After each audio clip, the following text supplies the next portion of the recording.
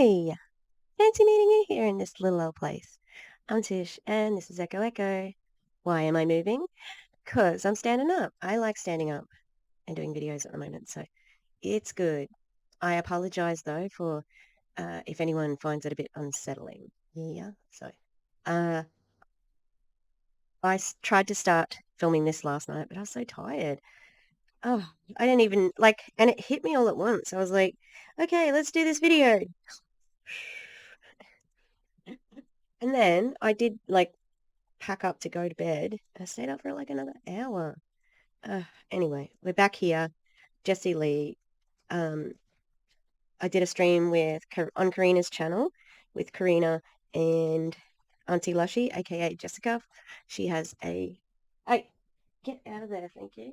Okay, yes. So off the back of an amazing stream, and still on Jessie Lee, I had consumed most of everyone's videos. I just didn't get to the end of day 2 and I haven't finished that one and haven't finished Clowntown. So but I've started watching both of them. Anyway, day 1, DC. I did Kelsey Ray on day 1. Day 2 was Amy and I've did Megan George on that day. Day 3 was was Erin covered it with Julie Joe, her super surprise guest. And Fraser Brooks was the guest presenter that day, but I didn't cover him. Day 4 was Julie Joe and Erin on Julie Joe's channel. Who would have, like, seriously, once in a lifetime, like the Northern Lights, you know. And the guest presenters were Roberto and Andreas. And I don't know who the guest was on Friday. Let me have a look. I'm gonna have to get out of the fucking video. God damn it! How bad was friggin' Jamie Lynn? Oh, that was terrible. Oh, it doesn't look like there's any guest speaker on day 5.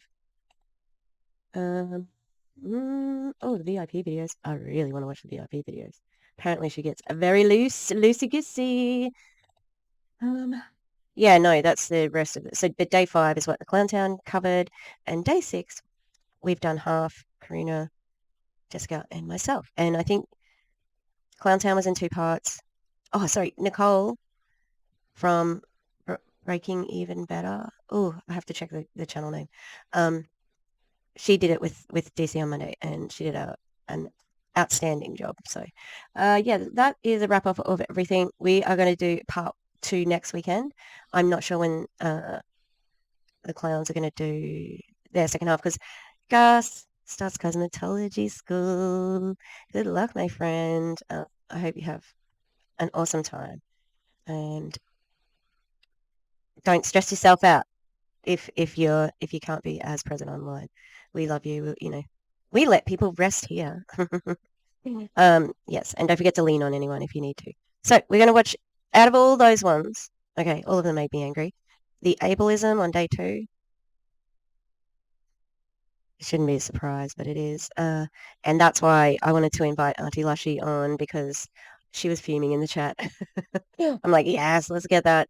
And let's talk about it, because a lot of people really struggle with ableism and sort of pinpointing it. And, like, I mean, you know, I'm constantly battling ableism at my school.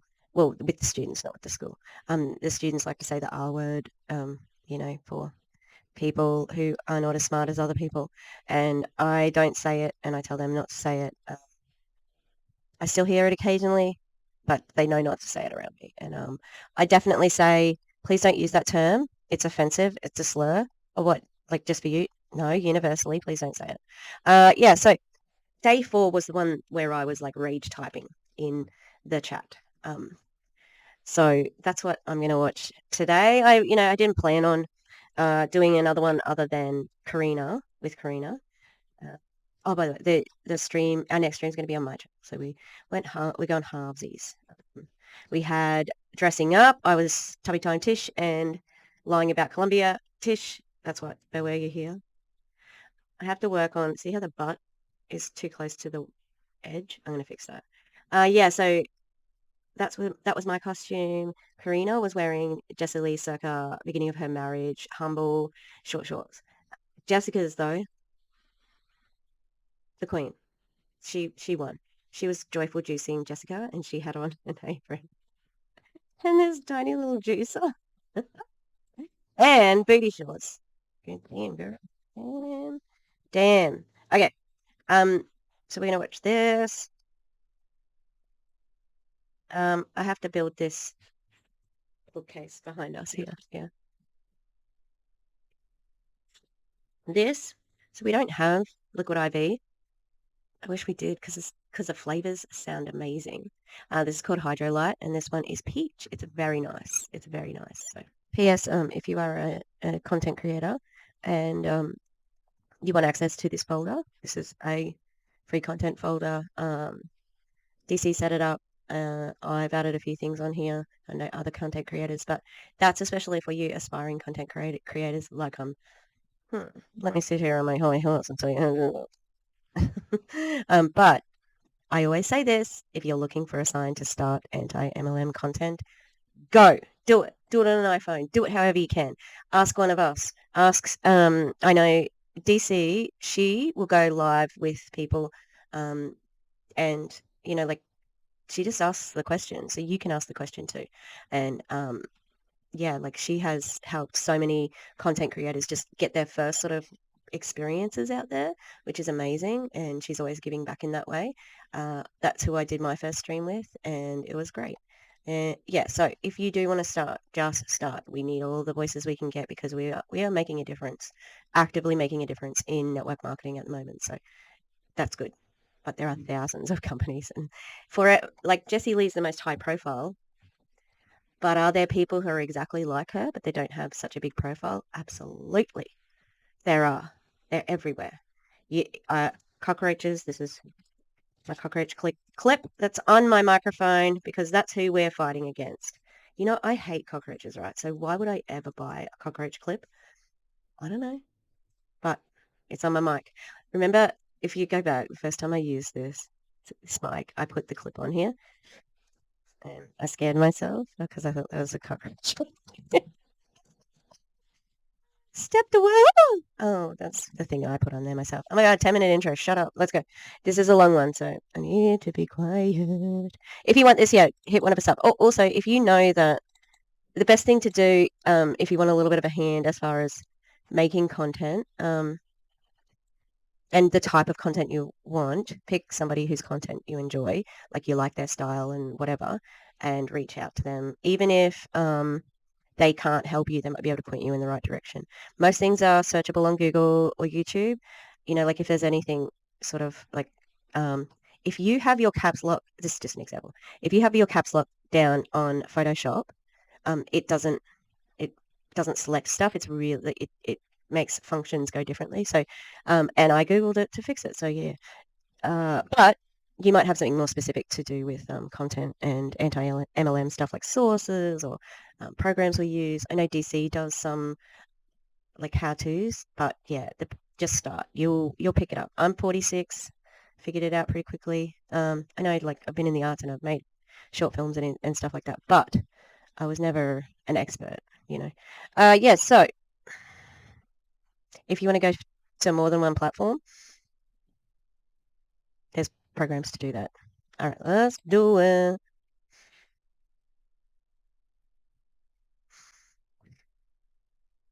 And I know some of y'all are getting tired, and I know some of y'all think, is there anything she could possibly teach us that is left?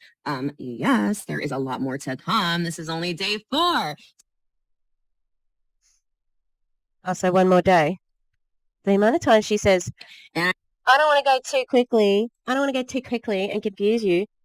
You're not going too quickly to confuse you, to confuse us. And I know some of y'all think, is there anything she could possibly teach us that is left?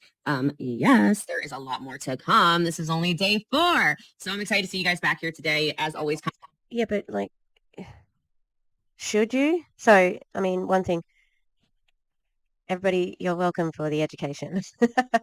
I'm forever like telling you. So, what you need to do is this is a this, and I am good at teaching. No, I'm kidding. You should, once you're winding down, right, in any piece of writing or story, anything with a story arc, even though this is training, there is a story arc to it. And that's how she I don't want to say teaches because she don't teach nothing. That's how she attempts to teach with, and that's how she sells, story sell. You have your introduction, which should give you an overview of what you're going to talk about. And usually, if it's 3 points, it's like by examining this thing, and this thing, it'll be showing that da da da da.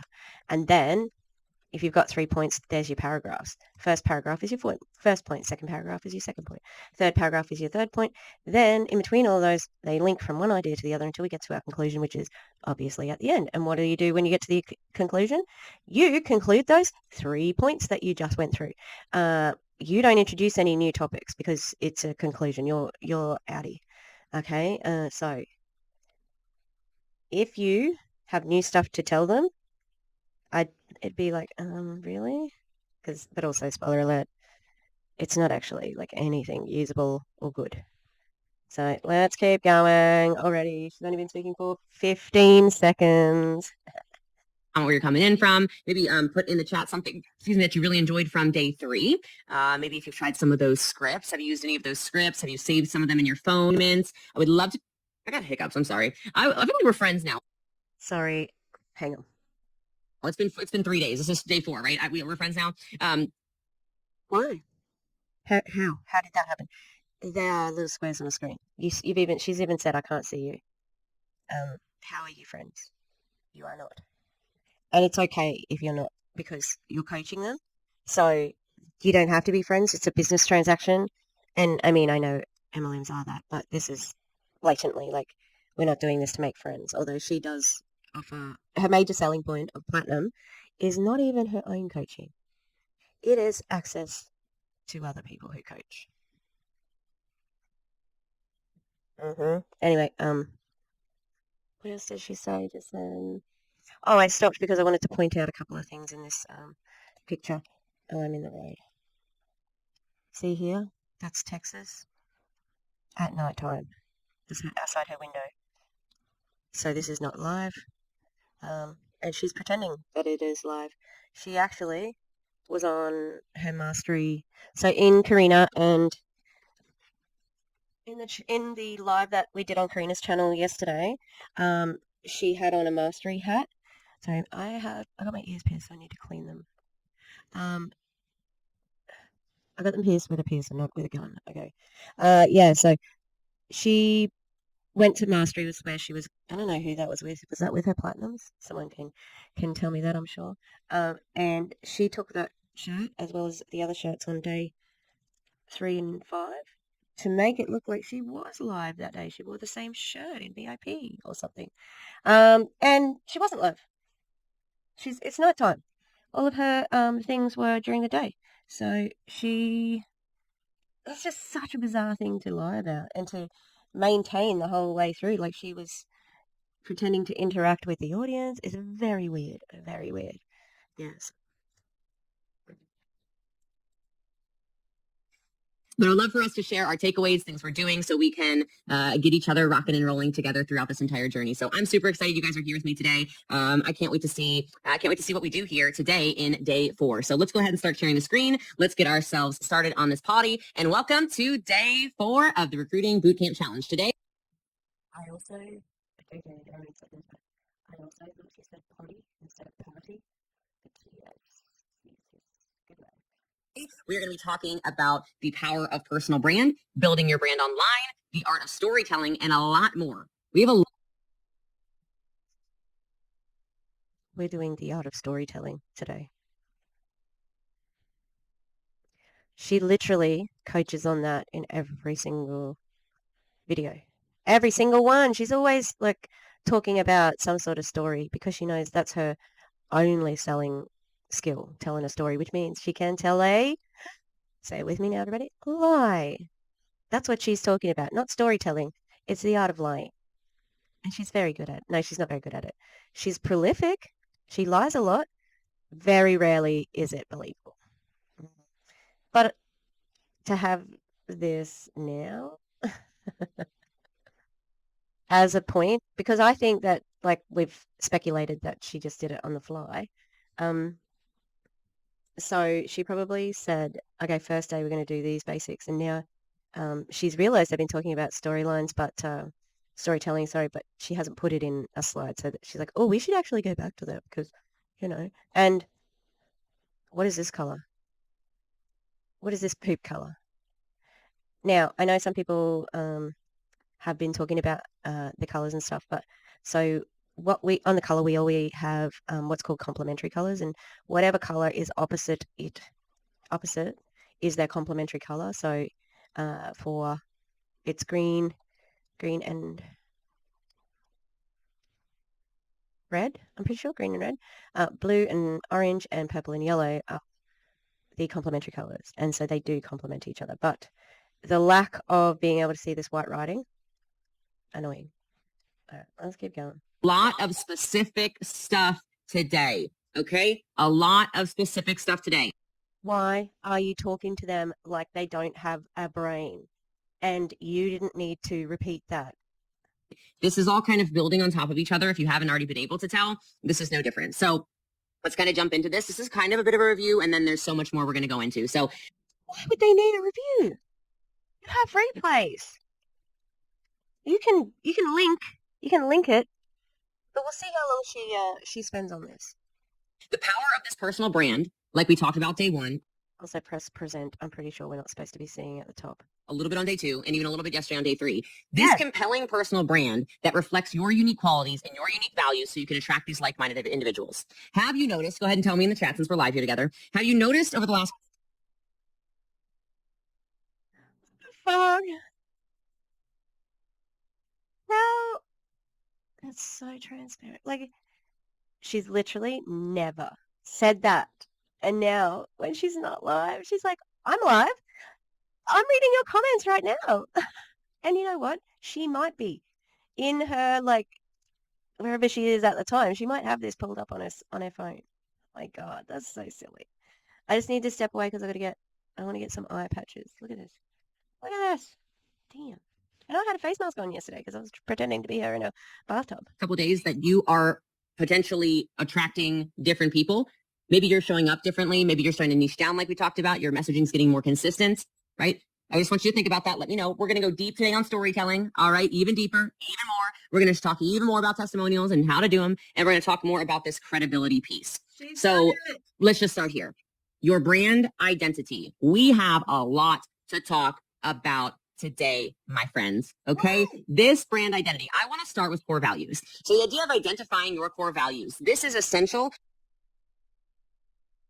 I've watched this and I'm still fucking annoyed. What do you mean?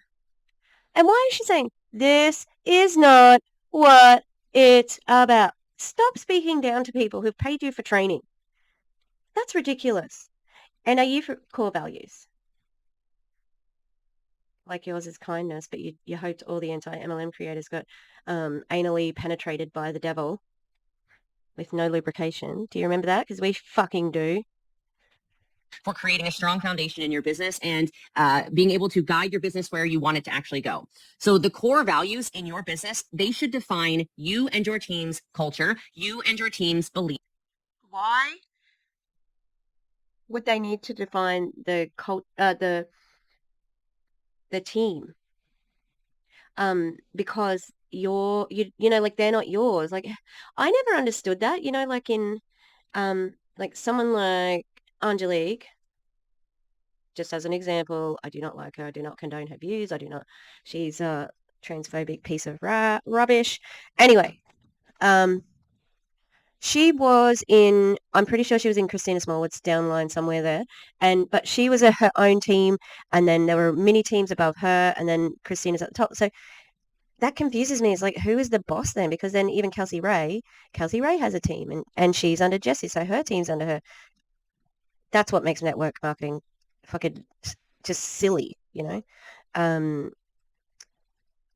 Yeah, so why are we worrying about the team in this? Because you want people to join for the team because that's what it's all about. Quiet part out loud right now. Yesterday I was scoring when she was doing stuff like this, and I was always almost like, oh, accelerator pitch. And I was like, oh, hang on, we're not doing that today. You and your team's guiding principles, which obviously will ultimately impact the behavior of your team. Now, I have this theory where if everything, it's not even a theory, everything in your business, if you have core values, should go back to those things. So you should be able to say, hey, you're just not a good fit, like we talked about the other day, right? You should be able to say, you know what, that's just not in alignment with who I am as a leader. That's just not the way our team does things, like that story I told you about yesterday, right? This should be able to make it so that you can run your business cohesively. And if you are running a large network marketing business or want to run a large network marketing business, give me a yes in the chat if you want to. This core value conversation should not be overlooked. It should not be something that you take lightly. It should be nearly everything. So let's talk about it. The first way you do this is you're going to reflect on the vision of where you want your team. Deciding on your core values. That's how you're going to recruit. Like they haven't already, probably, and it's possible that this may help some people with their personal brand, but not with recruiting, how ridiculous. I'm going to just press play because she's just going to crap on about this now and it's going to be unusable. To go and its mission. Now, I've loved looking at some of your social media over the last few days. A lot of you are following the assignments. Some of you are not, but that's okay. Thanks. Roll your eyes at us. Yeah. Bunch of dumb cunts you are. I said it with a smile, so it doesn't means that I'm not actually as pissed off as you think I am. I'm more pissed off, okay? I'm sorry for staring so intently at the camera, but that's what is so passive-aggressive. Like, fuck all the way off. We're going to assume that they're not all on your team, so they get the trainings anyway. Most MLMers have to work because they don't make money doing the MLM. Only 1% of people make money, and then you shit on them not having time to do the homework when they've also got probably an MLM that they are working in as well and doing their Zooms and their trainings and their all that. On top of this, and you want to shit on them. Great coaching, Jessie Lee. Great coaching. Yeah. She's a champion, guys. She's just a hero. I was going to say something else. Oh, yeah, so hang on. I'll let her finish, but I'll go back 10. Reflect on the vision of where you want your team to go and its mission. Now, I've loved looking at some of your social media over the last few days. A lot of you are following the assignments. Some of you are not, but that's okay. I love you. I love you. I love you. Fuck off. No, you don't. That was a call out. You called them out then. And this is my assertion that she knows that was shady. In other words, she did it on purpose. And then the way that she is trying to gaslight you into saying, like, oh, no, I feel bad now. Oh, hang on, no, she didn't really. She was just saying it out of love. No, she wasn't. That's love bombing. I love you, I love you, I love you. 6,000 people, and all of them, maybe, maybe there's a handful who probably could have done it all because it sounds to me that she's like adding homework as she goes because she had no fucking plan for this, and I think that's accurate. The other thing to consider is that I know. So everybody remember Danielle Mioli from Awaken? She's a chief sales officer as well as our founder, and she did that terrible series, Social Media Like a Ninja. She did a better job at explaining this because Danielle actually shared her screen, and they had a look at about 3 or 4 different profiles to say, this is good, this is good. I would put this over here or do a weight loss transformation over here, whatever. And Danielle is a boomer. She is boomer city. And you can't even share the screen now, even some screenshots. So it's so unprofessional. I love seeing some of you take, I think, my training on day 1, maybe even really. Guess what? If you had an overview, you would know what you were talking about. Why do you not know what day it is? Because you made it all up on the fly. Really seriously, where you are telling people where you're taking your business. You are revisiting the vision of how does that look as a social media post? Maybe that might help you. Here's an example of a post. Here's the analytics. You can see I got good traction here. He's going to fucking list off a list that people have to rewatch to jot down because you speed through stuff that could actually help them, or mildly if they were brand new to MLMs. If they're seasoned MLMers, they already know this. where you're going, $1 million a month team, $1 million a year team, $1 million a day team, whatever. The mission statements itself. Now, mission statements can be, again, about where your team is going or about the things that your team and your business impacts. Your vision and your mission statement should provide insights into the purpose and the long-term huge goals of your team and your organization. Do you want to give an example? What is an example of a vision statement? Let's see if she tells us, okay? And it is not too early to start this if you are day one, 0 recruits, because those core values should align with and support all of the objectives of the entire team. So how do you do this? Step 2 is identify your beliefs and principles. So gather your... How do you do your brand? I'm confused. What do you mean? Core team leaders. Gather your core friends if you have to. Gather whoever's in business with your friends. So you're just actively telling people that you want them to infiltrate all of your friends' groups and stuff like that with fucking MLMs. Ew. With you that is doing business and life with you and brainstorm. This is not something that you want to do alone. I think it's really detrimental actually to your team and your business and recruiting in general if you do it alone, because everybody's going to have different perspectives on what makes your team special. So sit people down, encourage open discussions. What do we stand for? What are our beliefs? What makes our team special? What makes our company special? What makes our business special? You can ask things. Oh my God, many examples. I'm gonna be fucking punching my computer. Also, I was going to say something about team vision, sit down together as a team. God damn it. Detrimental actually to your team and your business and recruiting in general if you do it alone, because everybody's going to have different perspectives. Oh, I understand. I remembered. So if that's the case, Jessie Lee, why did you get so upset when one of the leaders who did this boot camp went and showed the rest of their team? Because I heard you're mad about that. I think they can only share it if they all pay, right? Right? Ouchie. On what makes your team special. So sit people down, encourage open discussions. What do we stand for? What are our beliefs? What makes our team special? What makes our company special? What makes our business special? You can ask things inside of that conversation, maybe like, what do we stand for as a team? What do I stand for as a leader? What do we stand for as a group of leadership? What principles guide our decision making? How do we determine if something is something we stand by or something is morally unfit for our team, right? What behaviors, this is a good one, what behaviors are non-negotiable in our organization? Also, again, probably some okay questions for a beginner. All right. If you don't have a team, that's going to be, I don't know, that's going to be an awkward meeting if you don't have a team. And yeah, like slow down. Okay. The first question, 1, like you need to structure it like that. 1, do this. 2, do that. You know? I'm going to dye my hair later. Maybe it's lying, maybe it's cheating, maybe it's stealing, maybe it's something that's disintegritous, maybe it's sleeping with someone else's, like, or sleeping around with, let's just say, sleeping with anyone involved in your business. And let's just say sleeping with anyone in the corporate store. Shall we have that one? You only have to make that mistake once to sort of like settle on that. Ingredients that aren't pure and you won't stand for it, right? What are these things? Is it honesty? Right? Is it empathy? Is it excellence? These are some of mine, right? Is it energy? Another one of mine. What are the ways that and something cute I see some people do by the way with their core values. I've seen this in a Park Lane jewelry team. They have like maybe 15 core values, but they spell out, I don't remember what it is, but they spell out certain words. So like the T stands for. The T in Park Lane jewelry. You know how like we're sort of guessing that Jessie Lee might not be that smart? Yeah, there's no T in Park Lane jewelry, Jessie Lee. However, I am glad that she finally said something that wasn't about herself or about Prove It. However, she's not saying that to be supportive. I don't know, they had 15. Like, it's those little backhanded things that she does. It's like, she sucks.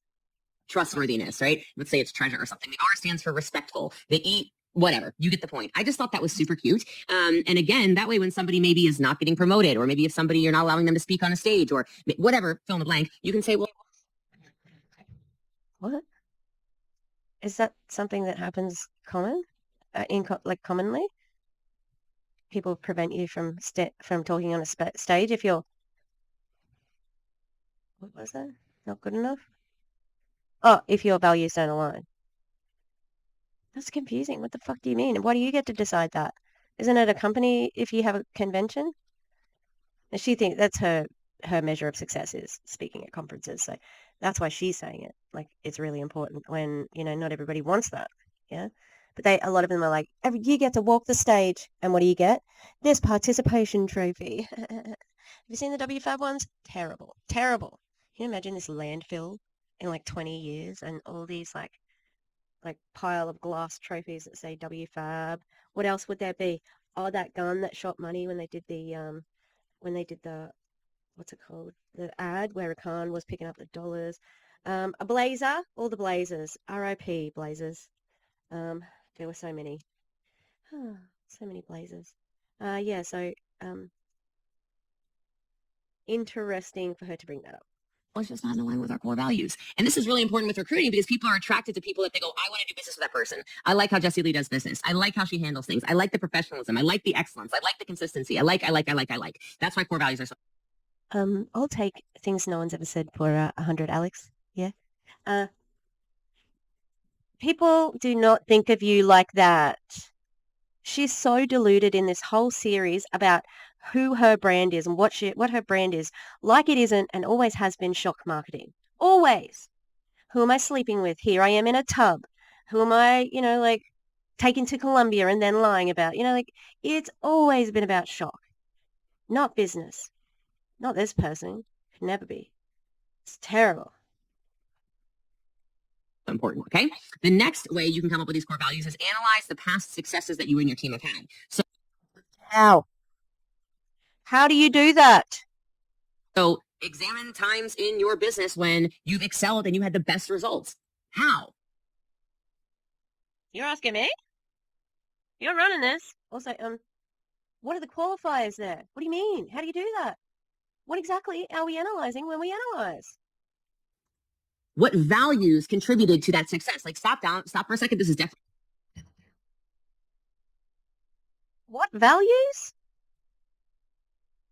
Believe just sales? Like, I don't know. Normal salespeople don't have to do this. God damn, this is such a lot of work. And I don't mean just physical work.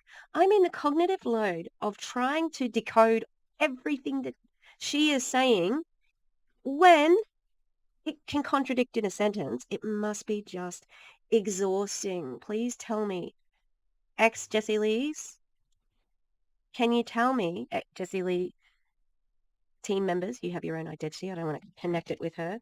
Yeah, like, was it exhausting having to do that? I imagine it would have been really fucking terrible. I cannot imagine the freedom you would have after it's finished, like after you've left. You're like, wow. It would have felt like you were wrapped up like a mummy or something, just like unable to sort of be who you are. And that sucks. Because one of her things to do is to be authentic. Plain assignment. Write this stuff out. What values contributed to that success? You know what you could have done? Could have had a page. Now, you didn't need a 72 booklet for like the post booklet, work booklet. You could have had just a set of 5 questions, which write these down. You send out a little PDF or you send out a text so that they can actually answer it. It's so simple. But you didn't care to do it. You didn't care enough to give these people money. Give these people something for their money. Was it consistency? Were you working harder than ever? Were you spending more time looking for diverse business partners? Were you running more calls than usual to do small group settings with people? What were those things? Maybe it was Stop guessing scenarios. It doesn't matter. It just matters that, like, that's what it is. Like, it doesn't matter. Just give 2 examples and move on. I've already said that. Oh my God. This is so annoying. She's annoying. Customer service value that will attract people in your team for recruiting purposes because you have excellent customer service like no one else has experienced, which then led to excellent customer loyalty, which led to excellent retention and stability in the paychecks. You see what I'm trying to say there? Yeah. Cry part out loud. You need a team. And you don't give a shit about anything except for that. Money. Well, ego. Ego and money, they're her 2 favesies. This could be a core value. Customer centric could be a core value. Think outside the box with it. Okay. Then I want you to evaluate. This woman did not just say customer centric as a core value of a business. She said, what did she say again? You see what I'm trying to say there? This could be a core value. Customer centric could be a core value. Think outside the box with it. Okay. Think outside the box with it. If you are in the service industry or sales, customer service is usually number one for every company. Like that, are you kidding me? Think outside the box. Maybe it's for, she's referring to network marketing because the product really doesn't fucking matter. But yeah,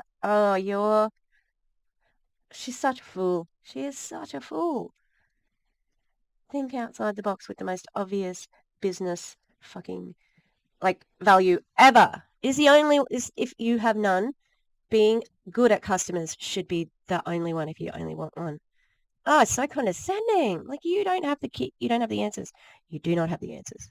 Then I want you to evaluate critical decisions. So another way to help come up with core values is ask yourself, what significant decisions did we make in the past, right?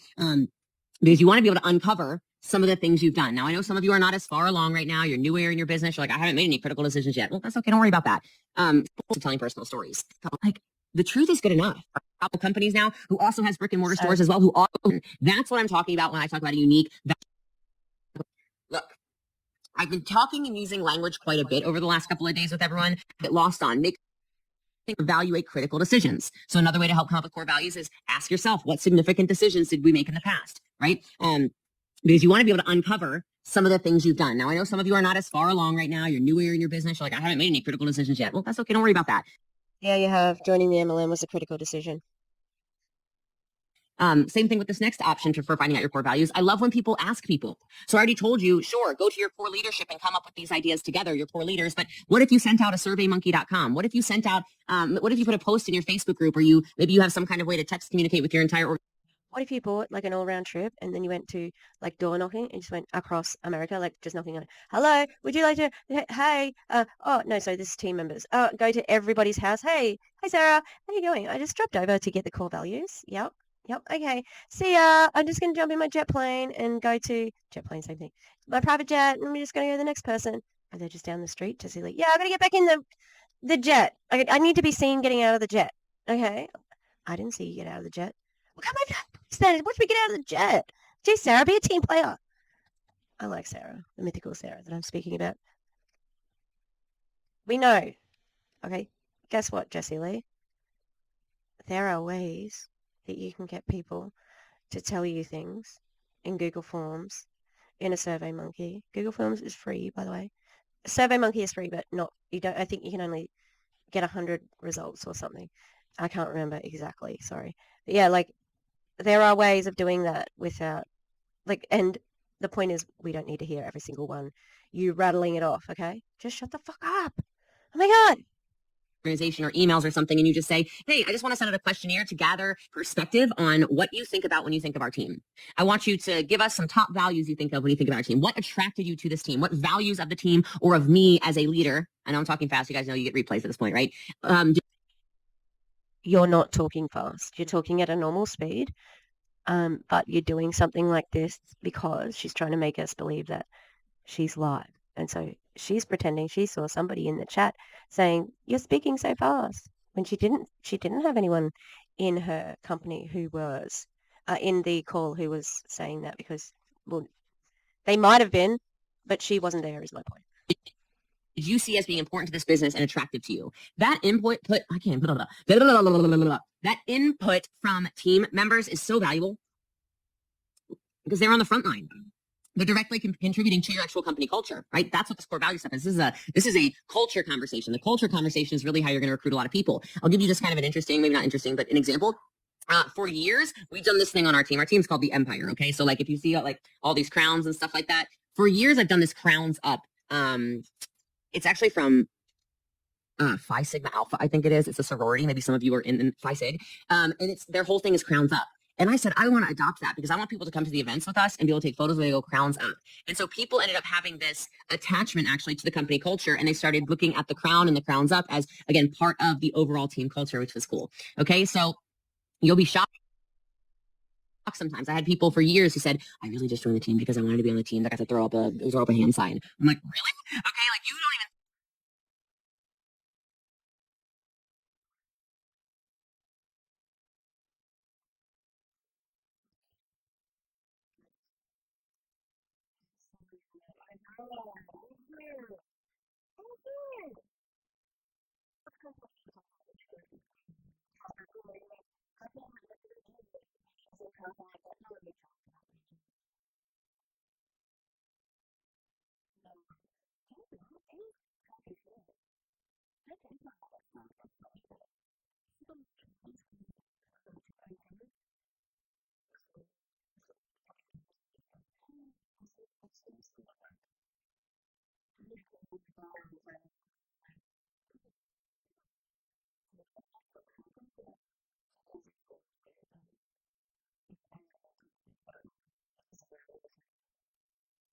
sometimes about the kind of stuff that attracts people to the business, but I'm telling you, it's not necessarily just the beats and the drums. Sometimes it's these cultural, almost intangibles that you can't even really explain. Is that making sense? Like, it's not always just, oh, we have the most successful team, or we have the most six-figure earners, the most seven-figure earners, or fastest growing team. Sometimes it's just, we have core values of kindness. We have core values of empathy. I'm making stuff up, right? We have core values of being patient. We have core values of nobody gets left behind. Whatever this is for you, whatever resonates with you and your leadership, I want.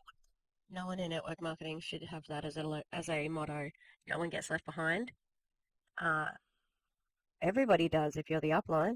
Everyone gets left behind. So it's so annoying when Jamie Lynn and fucking Megan were like, I wanted to reach back and pull people forward. Good for you. That's not how network marketing fucking works. And you know it. To have those things written down. And I want you to observe what's going on in your daily team operations. How do you communicate? If great communication is a core value, how? Right? Pay attention to how team members interact because the existing culture. But also, like, how do they track that? How do they track their communication? Like, what do you record? Do you screenshot the comment? I don't know. Like, there's no practical way of doing what she said. She's just saying, have a look at your communication. How? Which one? Social media? Emails? Do we have to go to the website? Like, so confusing.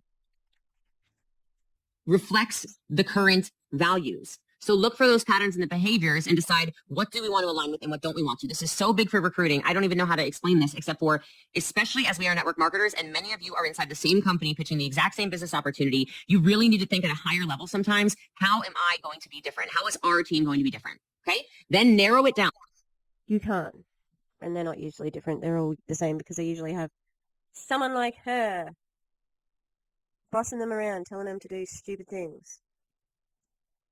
So prioritize and narrow down and refine. So you might end up having this huge list from that survey. Just narrow it down to almost, just a much more manageable number. Maybe it's 3, maybe it's 7, maybe you think it's 10, maybe you like the idea of that whole list of words. Great. But I want you to prioritize them based off their significance and relevance. And then I want you to make sure your team knows what they are. So if you like the idea of 15 core values, the importance of core values is that everybody knows them and everybody's trying to live and abide by them inside their business. So if you have 15, 20 core values and you say, what's the team's mission statement? What are our core values? And people go, I know one is we work hard. I know one is we're not the same. I know one is we show up on time. I know one is we don't miss events. I know.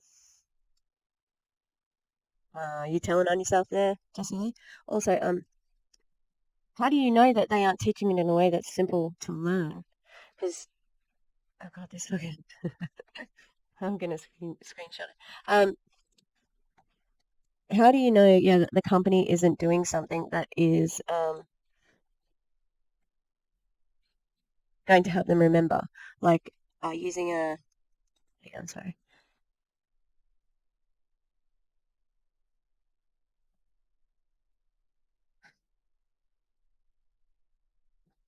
I think it's called a mnemonic. It's a word that starts with M and N. Hang on, mnemonic. Mnemonic? Yeah. I'm gonna look it up and tell you how it's pronounced. Where the frig is Jessie? Oh, I'm on the map. I wasn't on my the right folder. I'm gonna have a look at mnemonic devices. and press play. I don't remember, Jessie Lee. There's so many of them. Well, then we should probably reevaluate, right? It goes back to, well, I didn't talk to you about this yet, but in systems, I believe that systems only exist if people know them, people do them, and they work. It's the same as core values, and it's super important, if not more important. Okay. So in defining. I only use systems if they work.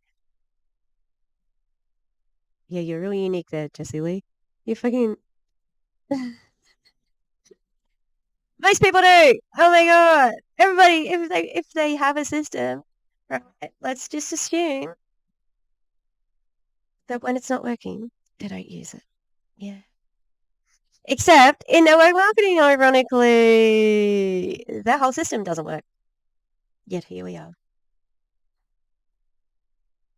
That this is like tip 8 or something, defining those core values, clearly define them and what they mean. So if it's excellence, give a brief and understandable manner of what excellence is, and don't use jargon inside of your company. Don't use ambiguous language that people get lost on. Make sure it's language that anybody, whether it's someone who you think has the least education or somebody you think is the smartest person in the world, can easily explain these core values to people, because again, we're trying to recruit more people. Okay. And then she sounds a little bit desperate, like she's trying to recruit. Maybe, hey, maybe. And as you have these core values, I need you to start repeating them constantly. They should be on the bottoms of trophies. They should be on the bottoms of awards. You should talk about them on each Zoom call. I did not understand why you would have core values on the bottom of something. Like, don't you want them front and center? Should talk about it in Zooms? That sounds like the worst time ever. And I'm glad I was never in an MLM. I mean, for a number of reasons, but I don't want to sit on Zooms with her. I already do. What am I talking about? That's what I'm doing right now. But I'm giving it shit, so I'm okay with it. To maybe highlight somebody on your team each week as an exemplary example, that was a mouthful, exemplary example of those core values. And then when you do that, people are like, oh, so we have a core value of we work quickly. And we have Jana, who just joined last week, hit core rank. That is a great example of our core value of we work quickly. Can we please give some congratulations to Jana in the chat? Right? So people see it actually happening. So we want to embed. And then when you're recruiting, you want to look for people with those core values. When you are, I know we don't promote people inside of network marketing, but if you promote somebody on your team, excuse me, I like literally pickups, as an inside job or something like that, or someone who's allowed to lead a team call or make decisions or something like that, you can use those values as a basis for building a strong company culture, and you will recruit a lot more people if you have a strong company culture. Then your core values, it's very important you lead by example, because leaders embody those core values. Don't set a core value that you can't uphold yourself, okay? And then show that these values are not just words written on a paper. It's really principles that are guiding your daily operations. And then communicate regularly and reinforce these, okay? So maybe it's an award for it. Maybe it's how you explain that this is driving the team's success, etc. But you want to make sure you do this. I would say that it's a great idea to reevaluate your core values with that core team of leaders every, I'd say 6 months to a year. Make sure people are still in alignment. Maybe if you just had a huge influx of new people and your business is growing. Or maybe a huge, like, what's the opposite of influx? Deflux? But you might have lost a big leg, a couple of big legs underneath you. The call's going today, Jesus. I'm going to have to take another one. But I'm sorry if you can hear me. I am trying to find a friggin' hair tie. Do you think I can find one? No is the answer to that question. I just want to tie my head.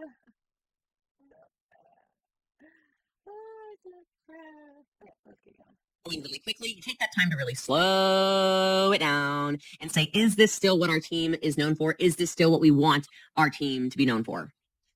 That was a lot, wasn't it? That was just core values. I know, guys. But I wanted to go deep on this brand identity because I think sometimes when someone says core values, they don't take much time to explain it, and then you get lost in the sauce. So you have to be fucking joking. Sometimes people don't explain it very well. I know. I got to do it. I got to do it. Ring, ring, ring, ring. Hey, Kettle. How you going? It's me. Yep. It's the pot. What are you doing? Oh, what am I doing? Oh, I'm calling you to call you black. No, it's not racist. It's like a saying, It's pot calling the kettle black. Yeah, well, maybe we should change some offensive terms, but I don't think now is the time, all right, to really talk about it. You know, I'm taping a video. I don't know, maybe some lasagna or something. Yeah. All right, I gotta go. All right. Yep. Yeah. No, I don't want to talk to you. No, I don't want to talk to your dog. Hey, Grover. Hello. All right, I'm gonna go now. Okay. Bye. Sorry. I had way too much fun. What the fuck is this slide? Your brand name, your brand identity, not just a logo. What's that? Why is this arrow here? It should be here. So let's have a look. Identify core values. Uncover strengths? What the fuck? I get like what she means, but it's such vague language, you know. Unique selling points of your brand. Authenticity matters. Consistent messaging. Embrace your story. Visual representation. Brand communication style. All with little ticks, but but you can't click on the ticks. Ah, this is terrible. How are these your dot points? There's so many. Should be bigger, amongst other things. What's this picture? Weird. So I wanted to go into that because the brand is not just the color scheme. The brand is not just your Instagram handle. The brand is not just, a logo as it. It's part of it though. And down here, you said visual representation. What you're describing right now is the visual representation of your brand. So you might want to refer to that. And if you're talking about it now, why didn't you put visual representation at the top? It's poorly structured, is what I'm saying. An example, it's so much more. Okay, so now we're going to get into this uncovering strengths and unique selling points to help you recruit more. Okay, look, I've been talking and using language quite a bit over the last couple of days. You have, and it has no meaning. You've rendered the English language completely unusable with the way you've used language. And I would encourage everyone to do this. Because JLW, your coaching so With everyone about a unique value proposition, and I want to spend some time with you going through this, okay? Because I know what we do as humans. Sorry, my watch was bothering me. I know what we do as humans is we compare ourselves. You might be looking at this challenge. Now at this point, there's almost 6,000 of us in here. Wowza. Is there? How would you know that? Because you are not live with them? Which is cool. People keep joining to watch and watching replays. So hi, if you're watching live finally, or hey, if you're watching live finally. She cannot make a statement without trying to dig at people. They're allowed to listen to this. They don't have to look at at you to know what's happening. And, you know, she puts her face big every single time she goes on a long tangent. But she just basically wants to see herself, I think, on the big screen for her. I don't know how big her computer is, but I imagine it's big. Yeah.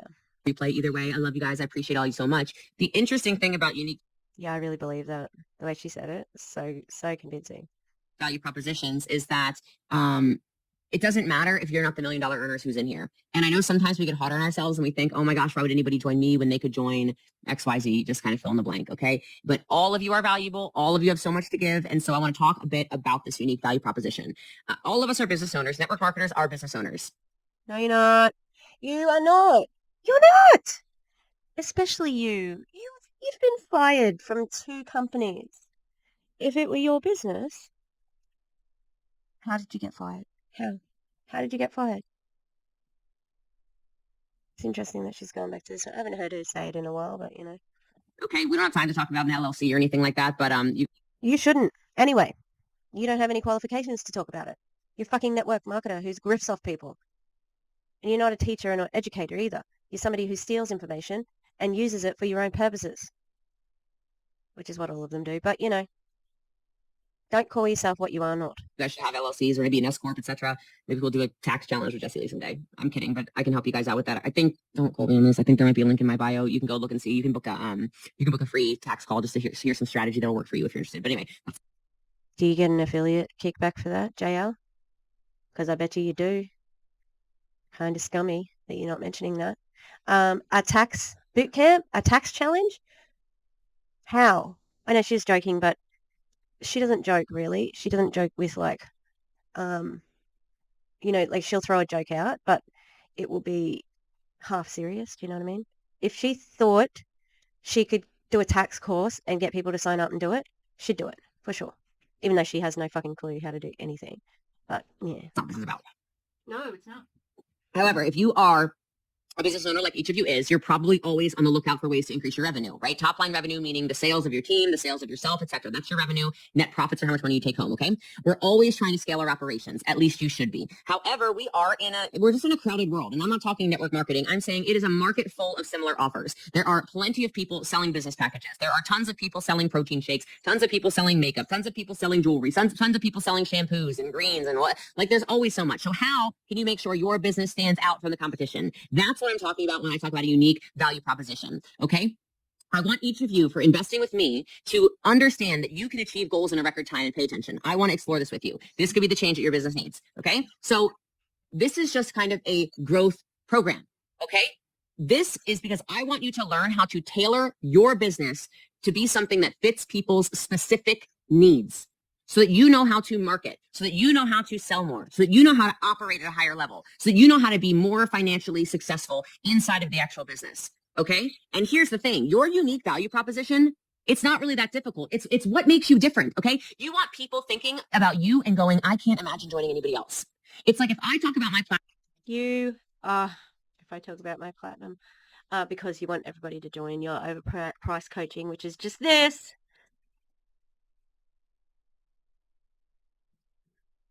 But we said Milet. That sounds like my fucking nightmare. My God. Platinum program. It's not just, oh yeah, you get coaching with Jessie Lee 2 times a month, high level coaching. It's going to teach you how to scale a business, and it's really for the leaders. So, that was her way of advertising it without advertising it. What she thinks anyway. That was absolutely pitch for the coaching. She's telling you what the perks are. And she thinks she's real fucking clever. Look at me. I'm the smartest bitch in the world. They will never realize that I am trying to get them into the accelerator. Pathetic. And the people who have joined, I hope there's a cooling off period and you go looking for information, because you deserve your money back and you should be asking for it. Some of you might be in for that. But what if I start saying things like, you get a one-on-one coaching call when you're with me for a year. You get access to me through text message. Only after the year? That is so shady. And look, not to be morbid or anything, she has stage 4 colon cancer. What if she passes away because she's not doing traditional medicine? You know? I have a theory that if she does do chemo, she's not going to tell anyone. She's going to do it and not tell anyone, because at the moment my dad's he's going through his radiation, and he's fine. He's been a little bit tired, but overall, he's not sick, he hasn't been vomiting, none of that. Yeah, so she could be doing it and not telling us, and that would not surprise me. Yeah, but the pitch for the accelerator, 20 grand. It is not worth it by fucking miles, not worth it, Would it be worth it for you if you got to text me personally? Would it be worth it to you if you had a community of like-minded people who also invested for a year? No. Would it be worth it for you if I introduced you to my multi-millionaire friends? Maybe you need a great copywriter. Maybe you need a great operator. Maybe you need a top-level recruiter. Maybe you're looking for somebody in your business who can build websites. Maybe you're looking for somebody who has been a corporate member, who has negotiated deals before that have had exits of nine-figure exits. Maybe you're looking for a billionaire who can help you, who's looking to raise some equity. Maybe you're looking for the person to dump some capital in because you have an extra $50,000 sitting around and you want to start investing in real estate. Maybe I'm giving you all these things. Do you see what I'm doing? You also get access. I'm going through all of the things that make it unique to be a platinum with Jessie Lee, for it to be in my top level coaching. I'm going through it. So at the end of me saying something, you go, what am I doing? I have to be in that. If I go, I'm throwing in gold for free for the entire year. You get to every single one of those calls for free just because you're part of platinum. Plus you get your own calls, 100% for free, right? Like what if I say you get all the replays when you join for a year for gold and for platinum? I'm just adding so much unique value proposition that people go, what am I doing? This is a no. Yeah. You have to have no brain to join this coaching course, because you don't actually do anything for that money. This is it's almost delusional. Your coaching is terrible. There are better coaches out there, and they're cheaper. Actually, there's people can coach for free on YouTube. Like, there is coaching. There is everything you could ever want, including yourself. You have years of your podcast, years of videos, years of lives, years of Facebook. They can get this training for free. And getting you in the same room as those people, guess what? They could probably buy a VIP ticket to get to meet them, right? And then, try to build the network there. But also, as I've said before, what happens the year after they've met Ed Milet? They don't need you anymore. They know each other. They've connected. So what the fuck does anyone need to pay money for you for? And, like, if you do want to talk to one of those coachy dudes, they all will do it for money. All of them. Cheaper than Jessie Lee probably as well. I have one-on-one access to the #1 network marketer in the world who also owns traditional businesses, who also is an angel investor in 14, 15, maybe 16, I don't know, companies now. Oh, yeah? Do you want to name any of them? Do you want to have a specific example prepared? Because that would be good. Because I've never seen her talk about being an angel investor. I'm not saying that it hasn't happened, but she hasn't bragged about it, and she brags about everything. So, yeah, no, it just doesn't work like that. And it's still advertising for your own coaching. This is a recruiting bootcamp challenge with no challenge. The challenge is getting through it because the content is, it's atrocious. It's so bad. Who also has brick and mortar stores as well, who also has real estate, who also has, does crypto, who also has stocks, who also has funds, it's so much more than just, oh, you're my platinum coaching client. It becomes downright irresistible. You should be drooling by the time I'm done talking about it, right? You should be like, dream on. God, why is she so deluded? What? This is desperate. This is kind of pathetic. You're begging these people, begging them to join your coaching. Ew. Like those memes are, okay? So how does this work? You need to assess your business. You need to slow down and ask yourself to identify the places in your business that need improvement. If you want to recruit more people, you need to talk about, how do I get a little bit better? Where are the parts of my business that are really good? Yeah, so how do they do that? Have you got anything to add in order for the people to get that? Because that would be really, really handy. Yeah, it would be really handy. Then I can talk about where are the parts of my business that I need to improve a little bit, right? Very simple, very easy, okay? Maybe it's the library of resources that you have now. Maybe you have accountability check-ins that you didn't have before. Like I have that inside Platinum too now that I think about it, right? Weekly coaching calls, all this stuff, right? What are the things that you can make better so that you can make it unique? Then you're going to focus on the implementation of it. It's not all about just new strategies for unique value.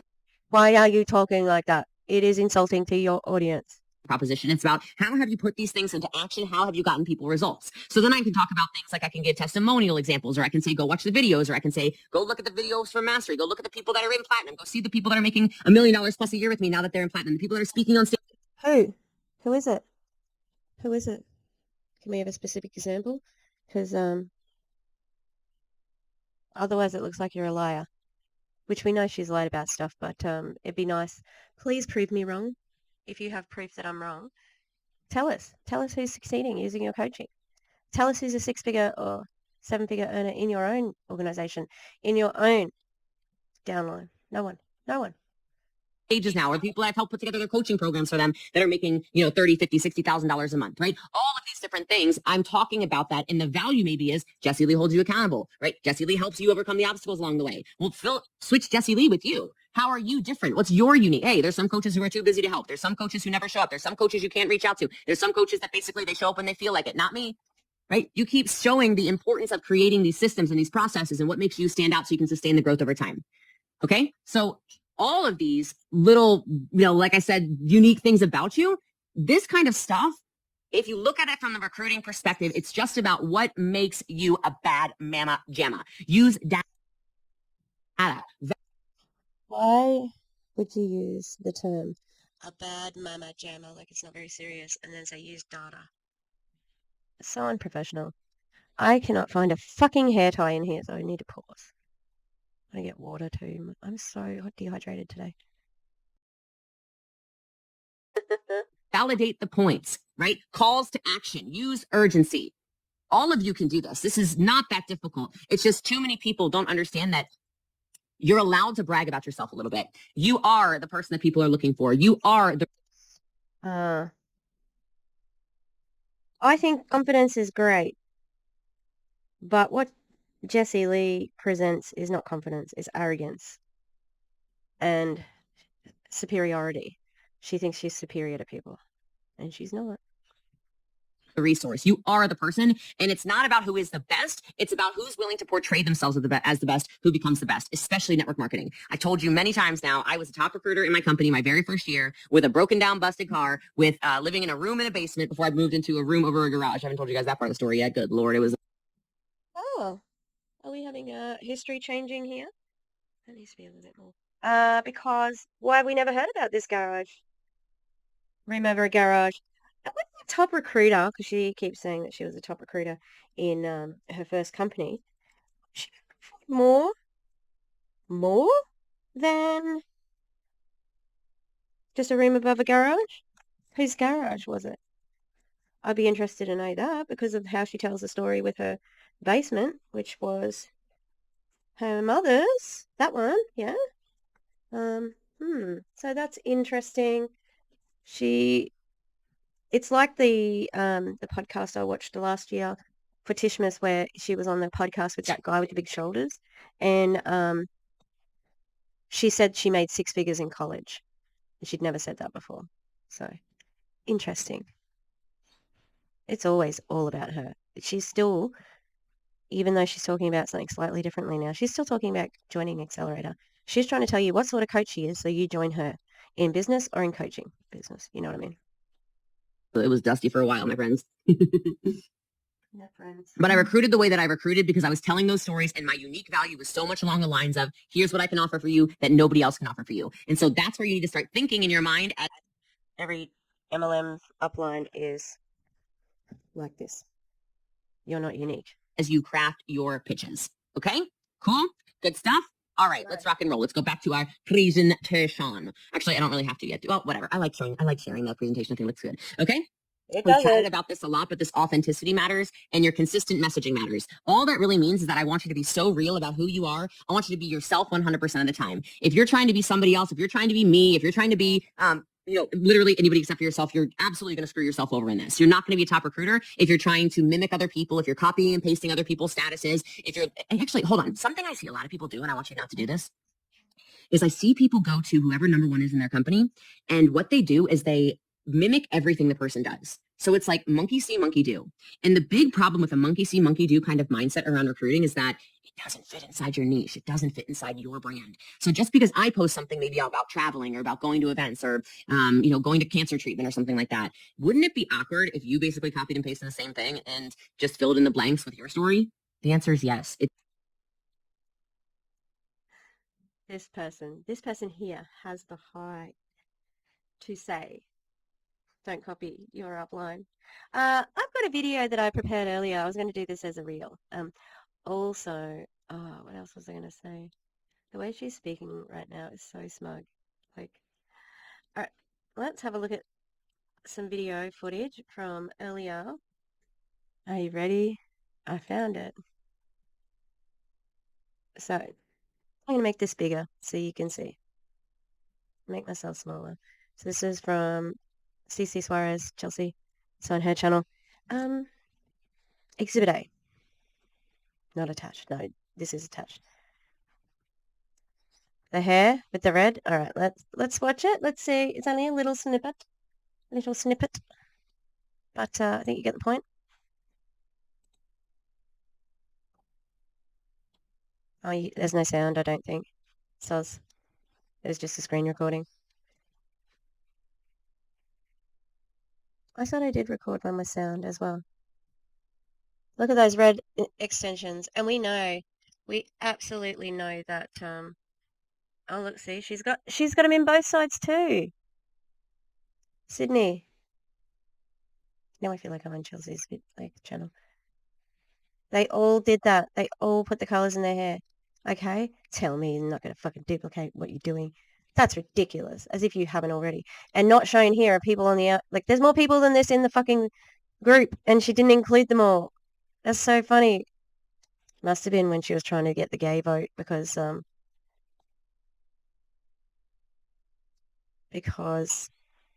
what's her name? Sydney was is a lesbian, and well, I don't know actually, but she's gay. She could be bi. I'm not 100% sure, but she definitely is under the rainbow. What did I say? Like, under the rainbow, somewhere over the rainbow. That's my heart. And actually network marketing. I told you many times now, I was a top recruiter in my company. That looks good. Okay. We've chatted monkey do. And the big problem with a monkey see, monkey do kind of mindset around recruiting is that it doesn't fit inside your niche. It doesn't fit inside your brand. So just because I post something maybe about traveling or about going to events or Shush.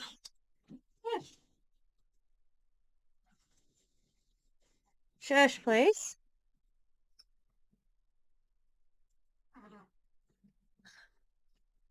Shush. Sorry, my dad just got home, so the dogs were being noisy. Also, traveling? What else did you say? going to cancer treatment or something. Oh, yeah, going to cancer treatment is something different, but the other two, also, I don't associate her with traveling, Like that. Wouldn't it be awkward if you basically copied and pasted the same thing and just filled in the blanks with your story? The answer is yes. It's weird. So a lot of people, I think, get kind of tempted to do that. I want to tempt you to go the other direction and definitely don't do that. Okay. Be super real, please. It might be bumpy and stumbling over whatever, but it's going to be worth it. And we're talking about storytelling in just a second. It might be bumpy because you might actually create an entire persona that's different from yourself, right? Right? And it could be ever changing to be whoever you are saying that you are, authentically, whatever. So, yeah, interesting tactic there, JL. I'm not sure that you actually practice what you preach with that one. You demand uniformity. And also, network marketing is built on duplication. Like, you have to do it that way. You cannot do it a different way because it doesn't work. It doesn't work anyway. All of it doesn't work. But we know there are people who have tried to do network marketing differently, and it just doesn't work. But this is where this next part comes, this embracing of your story. You guys, I'm so glad somebody said this to me. I think it was Eric Worre, actually. He said, the interesting thing about network marketing is people love to embellish stuff when all along the truth was good enough. And so my story, though I've over the years added more details to it, it has always remained the same. Okay. You're not going to find anything where my story is different. You might hear some parts of it that I have elaborated on because I've become more open and authentic and comfortable with me and where I came from in my story over the years, especially as I shared online. So if you use the word embellish, that the connotation of that word is that you are fabricating the truth. Yeah, embellishing. It means, adding more than you need to, in a story or whatever. And it has changed. It absolutely has changed. She said numbers differently. She said rankings differently. She said time zones differently. She's talked about the basement apartment that that's a lie because it's lying by omission. She didn't admit to everything within that, and she benefited from people assuming that it was like some evil landlord who was about to kick her on the streets on Christmas Eve, and there was rain, and she cried, and but it was her mother, and that confuses me as well because I know that I pretty much moved out straight away when I was 18. It's weird. I don't know why. I was so keen to do that. Anyway, so I'd moved out at 18, but um, God damn it, where was I going with that? Oh, Good done. Let me go back a little. I might jog my memory. Elaborated on because I've become more open and authentic. Oh, I remember now. So I think Mum used to charge us rent. Actually, my mum does watch my videos sometimes. So, Mum, I know this now that I found out that I was mentioning to my dad one day. We were just talking in the backyard, and I said how we used to pay Mum rent occasionally. Maybe regularly. I don't know. But we used to get charged like I don't know something because we both had part-time jobs, and we would give some of it to Mum, and Dad never knew. Dad didn't know she was fleecing us. So yeah, I thought that was really funny. Um, hey, it's resourceful. And comfortable with me and where I came from in my story over the years, especially as I shared online. But so many people, it's like, I'm not going to say who this person is, obviously. I'm not going to use any names. But there's somebody that. Remember when she said that booty shorts were unprofessional? I think that there's probably quite a few people in the world who wear booty shorts who aren't passive aggressively shading a team member or using their very public platform to call out somebody because she's going to mention more characteristics of this person. So there's going to be people who know who she's talking about, and that's really, really shitty. How she is. She's made millions of dollars, probably $10 million, maybe more in network marketing. She's a top recruiter. She's a top leader. I don't really know if she's really building anymore, but I remember she would tell these stories about how when she started, she was a single mom who was really struggling and they had no money, they had nothing. And I remember watching her post a story or post a post on her wall. And I guess it had actually been part of a presentation at a very large business conference. And she's talking about, yeah, this is a photo from right before when I started my network marketing business. And you can tell we were really struggling. Like we had nothing. And she's holding 3 children of hers on her lap. They were pretty young at the time. And she's talking about this struggle, how she never had anything or any influence or any support or any money. And in the photo, not only does she look stunning, which is fine, you can be stunning and broke, been there, but she has a Cartier watch on and then like bangled jewelry, like bangled Cartier jewelry. And I don't know if you know, but those love bracelets, I have one. I mean, I go into diamonds, so maybe mine's a little more or something, but those are. How did this story about someone else flexing wealth or pretending to flex wealth turn into you saying you had a Cartier, but it was worth more than what she used? That's so weird. Why would you say that? Like, why is this an important part of the story? And you don't know the story behind the Cartier, bangle. You don't know it. It could be a family heirloom. She could have got it from her grandmother and she's not going to, you don't know. Like, shut the fuck up. You flex your wealth all the time, you know? And if she looked stunning, right? I don't know if you know this, Jessie Lee, but makeup's not that expensive, nor are the skills. So I don't care about this woman. You're doing it to shit on her. And like I said, people will know who this is because she would have talked about it with people before because she's not very professional. Thousands of dollars. A Cartier watch is thousands and thousands of dollars. And I remember thinking to myself, like, the truth is good enough. You don't have to have a rags to riches story to make it in network marketing. You can have a story like Megan George was sharing where, she wasn't broke, but they didn't have money to go afford IVF. The network marketing business allowed her these extras, right? It's allowed her to be a stay-at-home mom, right? But then you also hear stories like Kelsey's the other day. Her baby's 5 months old. She's only been able to, or had to, be a stay-at-home mom for 5 months. Luckily, it's when she's already at the top of the compensation plan, or somewhere. So she can do that. Like, she's not a good example.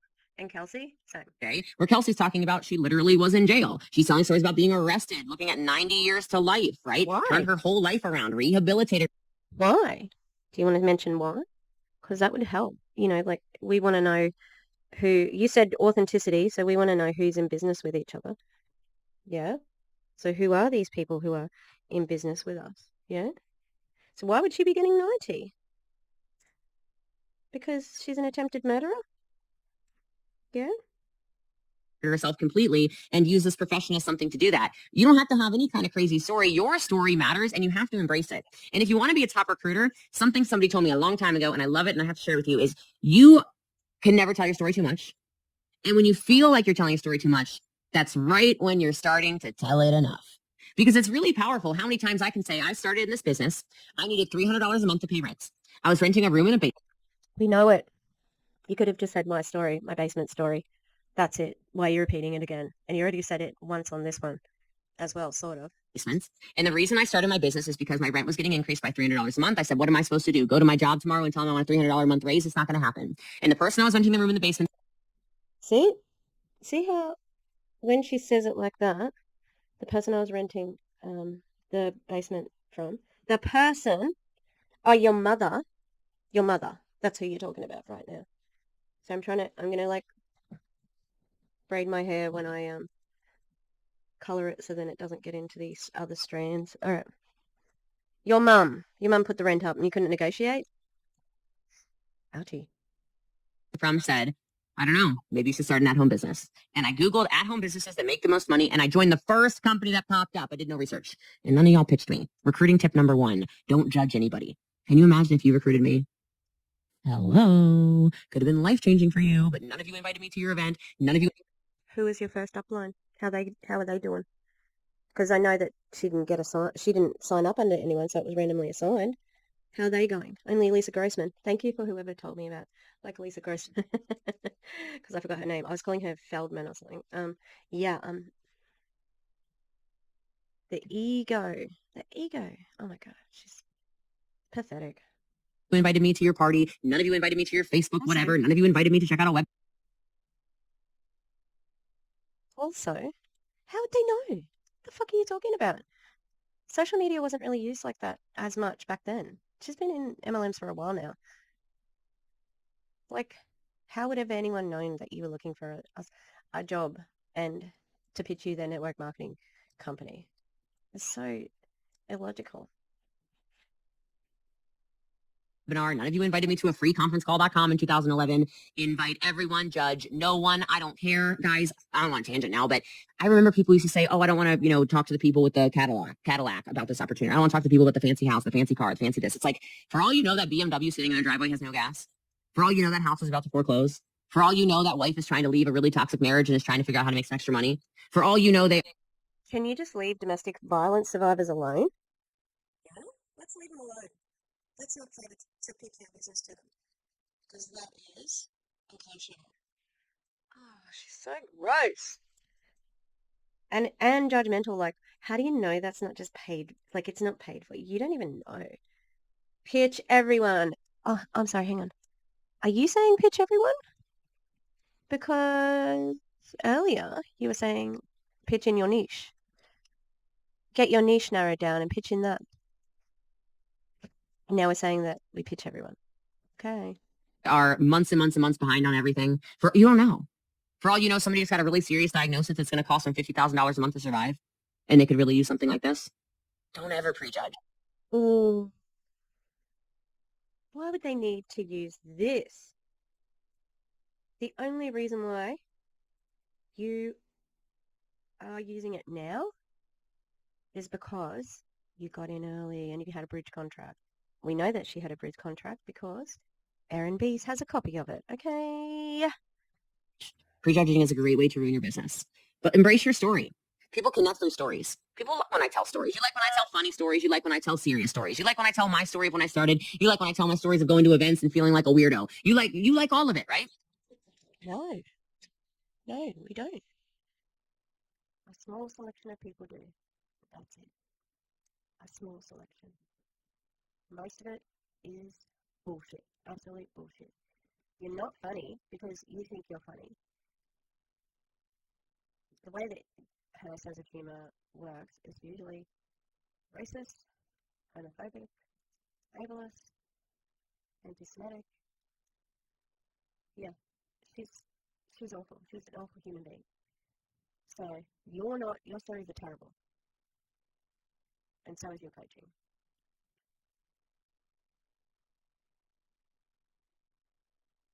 Okay? See that did a float up here.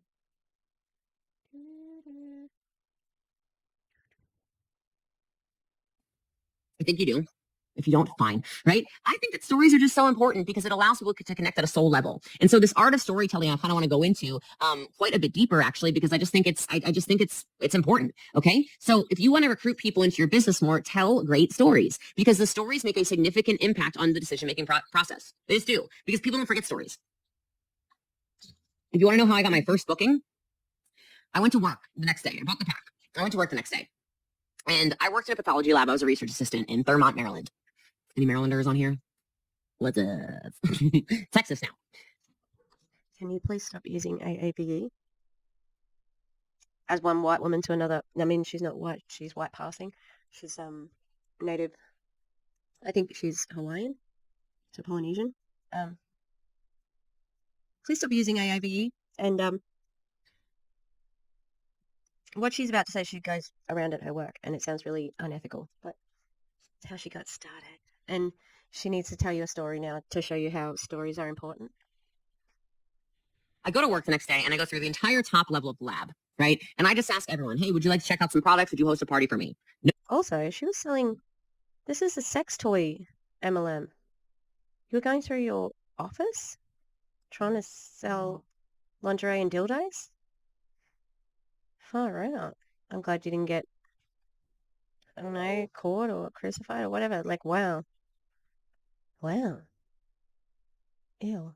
No. I think I was the fastest person to get 16 no's in the history of the world. By the time I get to the bottom of the lab, I'm going downstairs in the bottom of the lab. Everyone, no. I'm talking all scientists. No. I get to the very end. At the very end, there's a guy named Justin. And I said, Justin, I know you're not going to host an event for me, but do you know somebody that would? This is the art of storytelling for her. It didn't happen like this because she tells you. It's just storytelling. Also, why does she have to be the top of everything? She got the fastest amount of no's. She did this and she did that and she's amazing and this and that. Right, you're so good at everything. I just hate it.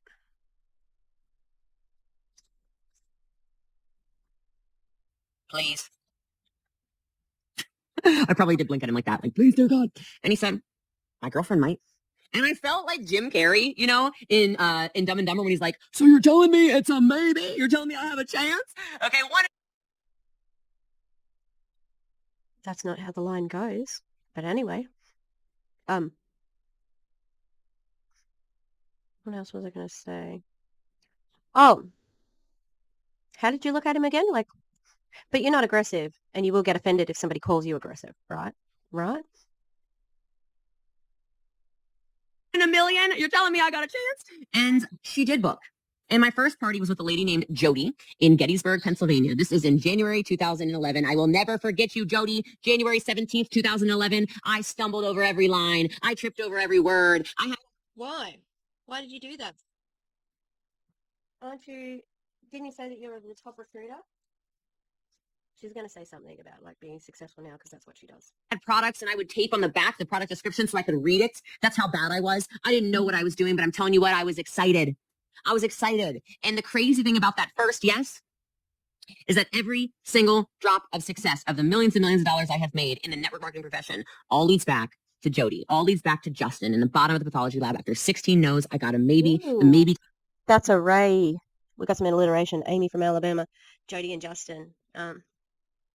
Fuck you, Justin. Just say no. It's your fault, Justin, dickhead. Turned into a yes. The yes turned into this absolute empire dynasty that I've created inside of network marketing. I just had to empty my crackers out because there was a fly in there.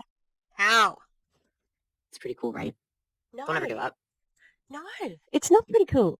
This is terrible. This is generic 101 fucking... This is terrible. The worst training. Don't ever give up. That's the other storytelling. Right? You can captivate people. I don't ever forget that, right? So here's some tips on effectively telling a good story. Write these things down. This will help you with recruiting. Number one, know your audience. Okay? So if you have been attracting people inside of the right niche with your brand. Know your audience was on day 1 and 2. What the fuck? Why are we on day 3? Or, you know, like it's been the whole time. You don't need to give an example here. You have been doing it. It's done. You fucking did it. Like, seriously. The repetition, like I said, it makes me feel like I'm going crazy. Because it's like, didn't she already say this like 10 times? Yeah, she did. You should know who you're talking to. You should have a pretty good idea of what their interests are. You should have a pretty good idea of, their aspirations or what kind of drives them, right? Mm-hmm. And if you take them on a trip to Colombia without sort of, having a surprise event or a surprise trek, walk, you should have their medical details as well. You shouldn't just be collecting stuff about like what they like so that you can love bomb them. Having their medical conditions is going to help you a lot more. Well, yeah, no, that's more important. Especially if you have diabetes and you weren't told that you were going to be out for 15 hours. You didn't bring anything extra with you because your leader and her two minions are sadists, and they just wanted to see how far they could push people. And they pushed them pretty far. Holy crap, 2 hours and I'm only up to... Well, I'm about halfway. God fucking damn it. Sorry. It's a long one. So tailor your story to resonate with them. Highlight aspects of your business that align with those values, align with their personal goals. So example, if you are telling a story and you're around people that you know are seeking opportunities for growth and development, well, then emphasize your company's commitment to team training. Yeah, but how do you find out what they're interested in? That's the problem. I think most people have, it's like, yup, yeah, you're right. We do have to do that. How do we find it out? Like, what's the lead up to that? What's a practical, like, skill that leads up to that?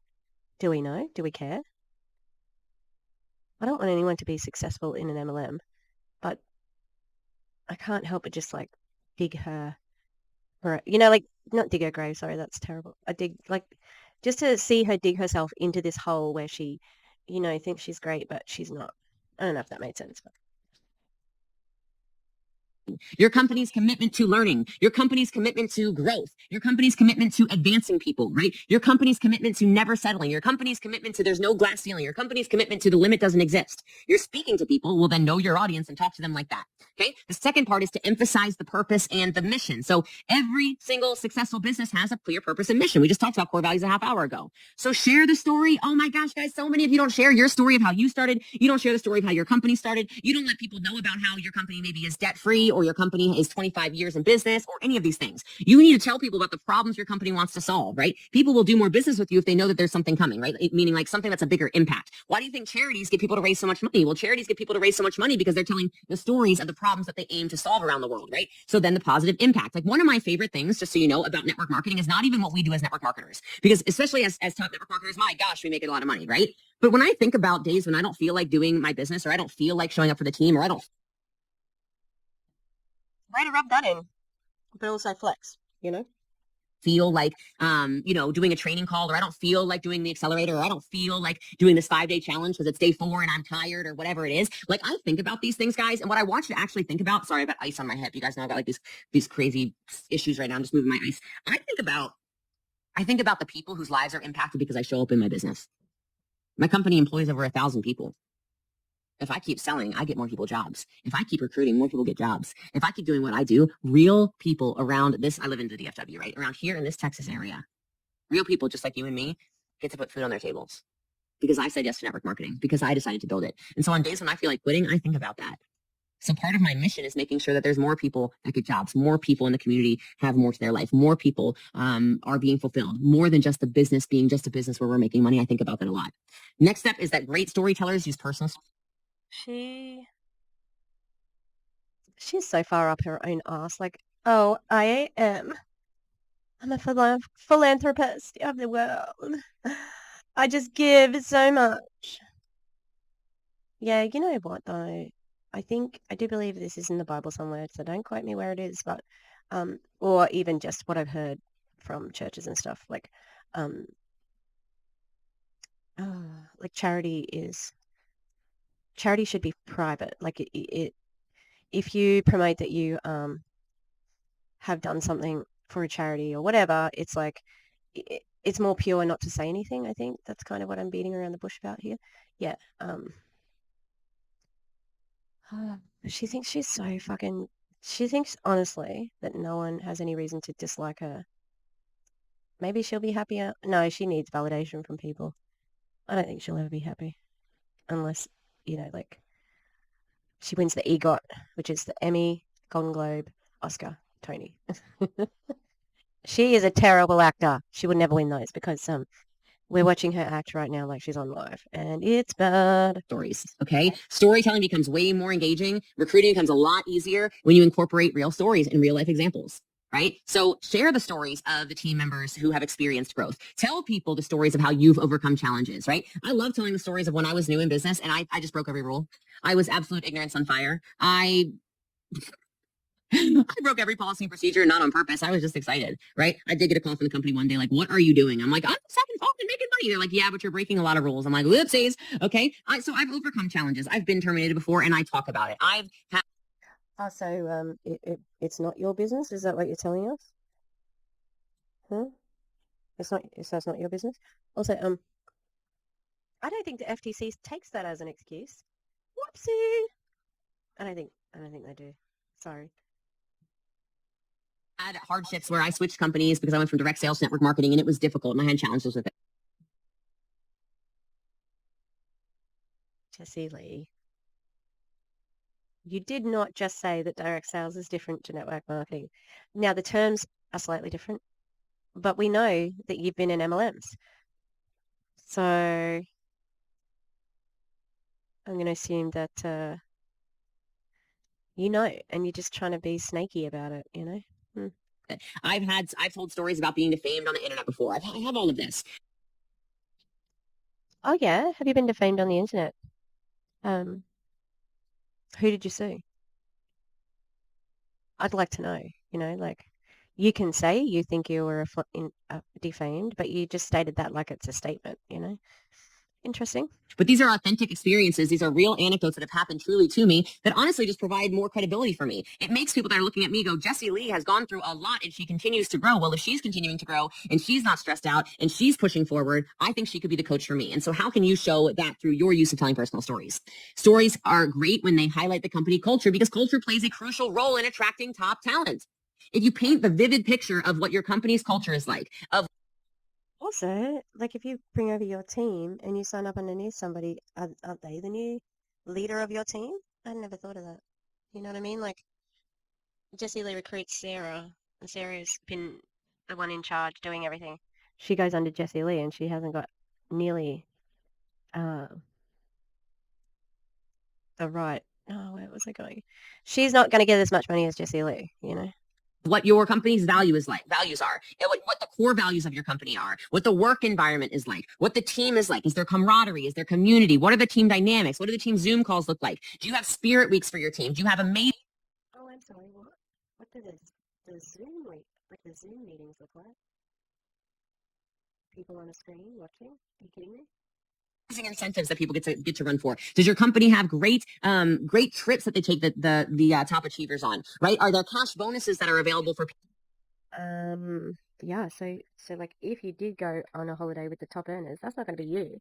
That's going to be her because of you. If you're joining, what else did she say? People who get started quick. What is the company culture like? Are there campaigns that you run that are fun and engaging? Like what are the things that make people go, I want to be part of that? I feel like this would be a business opportunity where I would be nurtured, where I would be appreciated, where my innovation would be appreciated and seen as well. Right? You want to show people where there's that healthy balance that makes people feel like, wow, I really want to do this. Right? And then the fifth thing that stories are great at doing is they show the clear path to success. So illustrate a clear path of progression through your company. Talk about, first you hit core rank. And to hit core rank, you do this. These hiccups are back again. I'm sorry, guys. I'm going to hiccup all over you. Whoopsies. And then you show them, hey, the next step is, I'm making this up, you earn a car. Here's how you earn a car. Then past that, we have this plan that does this, and you get ownership pools in the company. And then this stage, this step is where you become a corporate trainer, and corporate trainers get to teach and train. Here's the structured path for this. Here's the way you do this, right? And then you share success stories of people inside of your organization, your team, who have done this, who have risen through the ranks, real stories, real anecdotes. And then, sorry, I'm changing my shirt because I'm going to dye my hair. And then after that, you have to show them the income disclosure statement because that tells you what the odds are of reaching those things that she just mentioned. Is she going to do that though? Probably not. Real people who started in similar backgrounds and roles, like we talked about the other day, this was a VIP day, I'm sorry. I talked about how I was a top recruiter because I collected so many people's stories. So it wasn't that I was the teacher or that I was the nurse or that I was the mom or the dad or the student or whatever. That wasn't my story, but I knew all of your guys' stories. I knew Megan's story. I knew Kelsey's story. I know Roberto's story. I knew Stephanie's story. I know Berta's story. I know all these people's stories so I could show the path of success. Because when you're recruiting people, you want to not just tell your story, you want to be able to tell the stories of people and say, listen, I know how you feel, not because it's me, but because I have a friend with 12 kids. Let me tell you her story. She literally has 12 children. She's in this company. She earned her car in her second month. Can you imagine how nice it must be to get $800 a month for a car when you have a family of 14? Can you imagine what it's like to lose your rank and suddenly have to come up with $800 for your car that you are heavily in debt for because it's a fancy one? They make you get a certain model. 12 kids and their car gets repossessed. That's going to be pretty detrimental. I need to go and get some alfoils. I'll be back. Drive a 15-passenger van. Is that a Sprinter van? I bet you $800 a month is a really nice little extra added bonus, don't you think? I don't have 12 kids, but I know you do. And I know she does. And I know she figured out how to make it work, which means I know that you can too. You see how that works? That's the... Did you see her face then? I'll see if I can pause it. Think. I don't have 12 kids, but I know you do. And I know she does. And I know she figured out how to make it work, which means I know that you can too. Why is that eyebrow always arched like that? She looks like she does look evil. It's like a villain, you know? She thought she fucking ate then. She's like, yeah, that is fucking gold. You see how that works? That's the art of storytelling, okay? And so remember, a compelling story evokes emotions, a compelling story inspires, a compelling story leaves a lasting impression on whoever your prospect is so that they go, I'm so in. And I want your stories to be real, sincere. You wish it was that easy, but it isn't. And you're trying to convince people that it is. And it's not. It's very hard to recruit people. Genuine, heartfelt, passion-filled, okay? If you're passion-filled about your business, guys, I tell you what, it doesn't even really matter what your name is. I'm kidding. It just doesn't... I want to bring the rock in for a minute here. It just doesn't... I know the rock is not black, but that did feel like AAVE. Yucky. Even matter really what you're saying sometimes. I know some of us are like chronic overthinkers. Passion's going to close more people in this business than any kind of perfect script will because people are following people that have absolute conviction right now. Trust me in that, okay? And then we talked about brand communication style, or I at least mentioned it to you guys. We didn't really go over this too much yet, but brand communication style is just everything about how you talk to people, everything about how you show up. I like live video because you get to really see who I am. I like coming on here. I like making posts. I like commenting back. I like all of this stuff. That's all part of your brand identity. What you're really thinking about when you say brand communication style is when somebody thinks about you, what are they thinking about? All right, so let's get into this. Strategic content. I'm sorry, what? What are we getting into? We're at 30. We're 41 minutes in. What are we getting into? Was that were we just on the introduction? How? I'm burning incense. Sorry, everybody. I'm gonna have to. It went out, so I have to light it again. Planning to recruit. You need a well thought out content strategy. We're going to jump in a second. All of this makes sense. We've talked about omnipresence, utilizing multiple platforms. If you guys don't already know this, the reason I'm able to go live on TikTok, Instagram, and Facebook all at the same time, and YouTube, is because of this. I have multiple cell phones. They don't all have cell phone plans, okay? I have these multiple cell phones, and then I have a tripod. I also have this tripod too, which is just a normal tripod. But my tripod is somewhere around here as well. My tripod is great as well because my tripod, I just put all three, ding, ding, ding, all in a row, tic-tac-toe. I hit go, go, go on all three, and then boom, I'm leveraging multiple platforms, okay? And this is really useful because you want a bunch more people engaging with you. You do not know where someone is going to follow you. You don't know if they're going to watch you on TikTok, if they're going to watch you on Instagram, they're going to watch you on Facebook, they're going to watch you on YouTube, they're going to find you on Pinterest, they're going to see you on LinkedIn, etc. They're everywhere, okay? I talked to you guys, I think day 1, maybe day 2, I have no idea. It's all blurring together. But hey, day 4, is this good so far? Am I fire hosing again? Am I giving you guys your $17 worth yet? No. Absolutely not. This is terrible. This is boring. This is stuff people know. And stop checking. And she's only doing it because she wants people to think she's live. So she's going to do something now like, oh, thank you for that. Yeah, I see your comments. You're not live. I love it so much. I love this with $17 and some of you are literally going to become millionaires from this. That just gets my freaking motor running. That's the second time I'm hearing that, and I just wish that if I get an ice pick and drive it into my ear, is it going to hit a part of my brain that forgets how she phrased that? Because it was not good. Oh my God. You are so up your own ass. Oh my God. The absolute. I'm not saying she's a narcissist, but the narcissism in that statement. Oh my Lord. Okay. But we talked about making sure that you're actually looking at the data, making sure you're looking at the insights. It'll make your life a lot easier. So Which data? How? Where? How do you get the data? What does data mean? Data for what? Like, what the fuck? Don't drop the word data and then fucking move on. You have not communicated what people need to do to look at data. let's talk content strategy, though. Is that okay with you guys if we do some content strategy? All right, good. Well, even if you didn't want me to, I was going to. So let's rock and roll. Okay. Content calendars are great. And you can cheat sheet this if you want to. You can just go to Pinterest and look up content calendars for Instagram, content calendars for Facebook, content calendars for whatever. But here's what I want to talk about.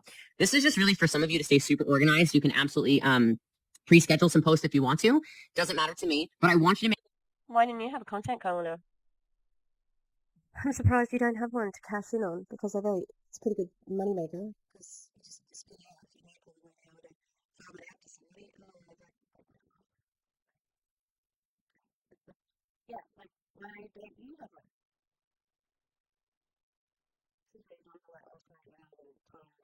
Make sure you're focused again on that team building. So here are some ideas for each week, and feel free to adjust this. I'm going to kind of go quickly through it, but you have all the replays after I'm done here. You can go back and watch it again.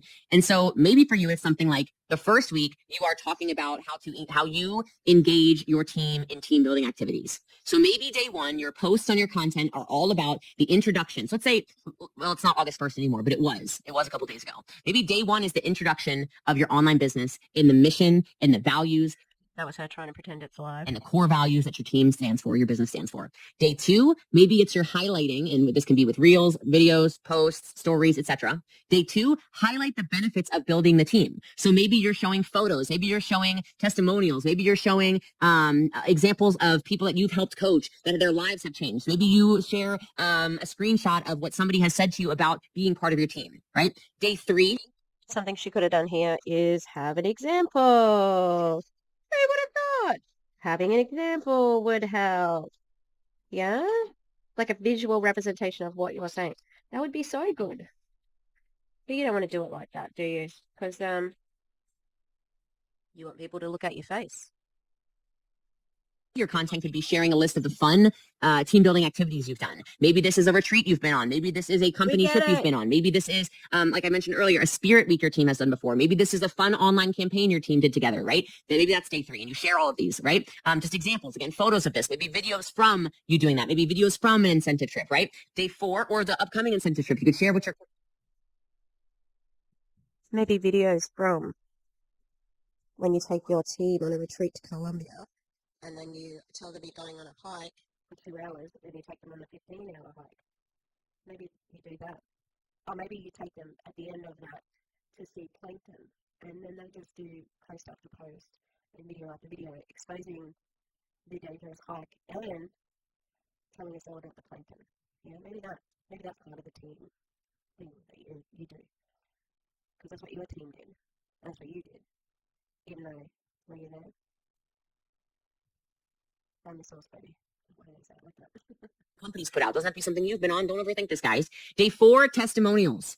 Testimonials and success stories from team members that have benefited from being part of your team. Again, this can be company-wide. This doesn't have to be on your team specifically. This could be somebody in your company who is having success, because quite frankly, if people on your team are having success, that means other people are having success too. Okay? And then maybe the fifth... No. Because the percentage stays at 1. So if someone else is succeeding, your odds go down. So that's completely not right. Day of your content is something around, maybe you do a live video where you're actually demonstrating a team training you've done before, or you're demonstrating maybe a leadership building activity that you did before, or you're demonstrating the way that your team has worked together. Like maybe there's a Zoom call where all the leaders come together and they put together all the different ideas for the team for that month or something like that. Like, where is the cohesiveness? Like, that doesn't already happen. It happens. The problem is not the plan. The problem is the compensation structure as well as the business structure, you know? How do people work together? And how can you show people what's special inside of your team? This might sound like not a big deal, but so many people are looking for where they can fit in. People are looking for their homes. Okay. Next, I guess that would be like day 5, right? Or something like that. Or maybe this is week 2. Okay. So if you're doing Monday through Friday, this is your content strategy. Okay. Then maybe you show people how you've been able to build this virtually, and that's how you have an international team, or you're going to have an international team. So maybe on the next day, your first day of the next week, you're discussing the hardships of building teams virtually, or common struggles that building in a digital world that you have overcome, and how your team has overcome them, and now you do business in 50 countries, right? Makes sense? And you show this in different ways. Again, these are videos. That's her bragging. But really, it just means she has distributors in those countries. She doesn't have business there. This could be a live. This could be a video you film short form. This could be a reel, a TikTok, a short, etc. This could be a carousel with a bunch of examples you scroll through. Whatever. We know different types of social media. Stop. Okay. The next one is maybe tips on onboarding. So you show people, hey, don't worry so much about building.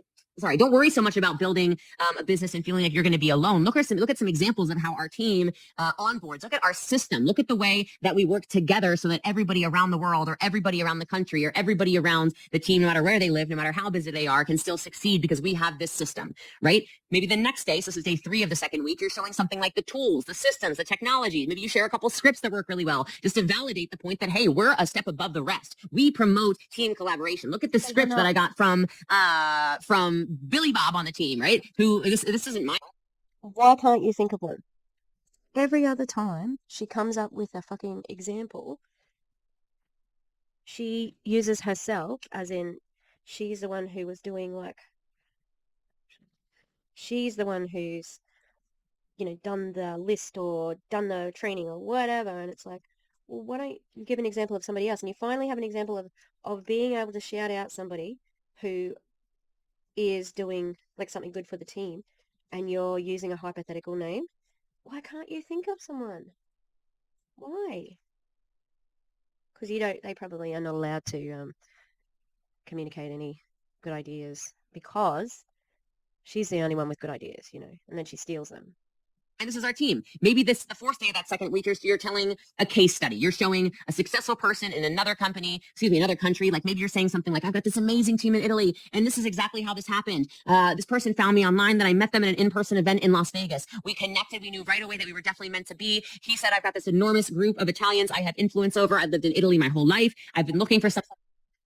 I have a big group of Italians I have influence over who talks like that. That's so strange. What? Somebody just like you. And next thing you knew, we turned everything in it. We translated everything for everyone in Italy. We made the exact same system for everybody. And now this person is making 6 figures a year in Italy, a digital nomad, traveling the world, spend some of their time in Barcelona, some of their time in Paris, and some of their time in the north of Italy. And I think that's Matteo. It's all because of our team. Here's the story. Maybe the 5th day that week, you're doing something like question and answers. It could be. That's real nice that it's the team. He gets to do that while you're struggling. Doesn't seem very fair to me. Again, a static post of question and answer. It could be a question and answer live video. I've done so many of these where I'm showing people this is how our team works. What questions do you have about how our team operates? What do you want to know about building a team? I've got this international thing in my head right now. I don't know. Why am I thinking international so much? I don't know. I'm always thinking international. I love you, international people. My goodness, I'm a citizen of the world. My favorite quote is a Socrates quote. He says, I'm not a citizen of Athens. I'm not a citizen of Greece. I'm not a citizen of Athens. I'm a citizen of the world. It's one of my all-time favorite quotes. It's not his best work, though, really. Saw it when I went to Athens. It was on a wall, kind of like tucked off in the beaten path, and it just golly, it just spoke. Flex, listen to me, flex my life.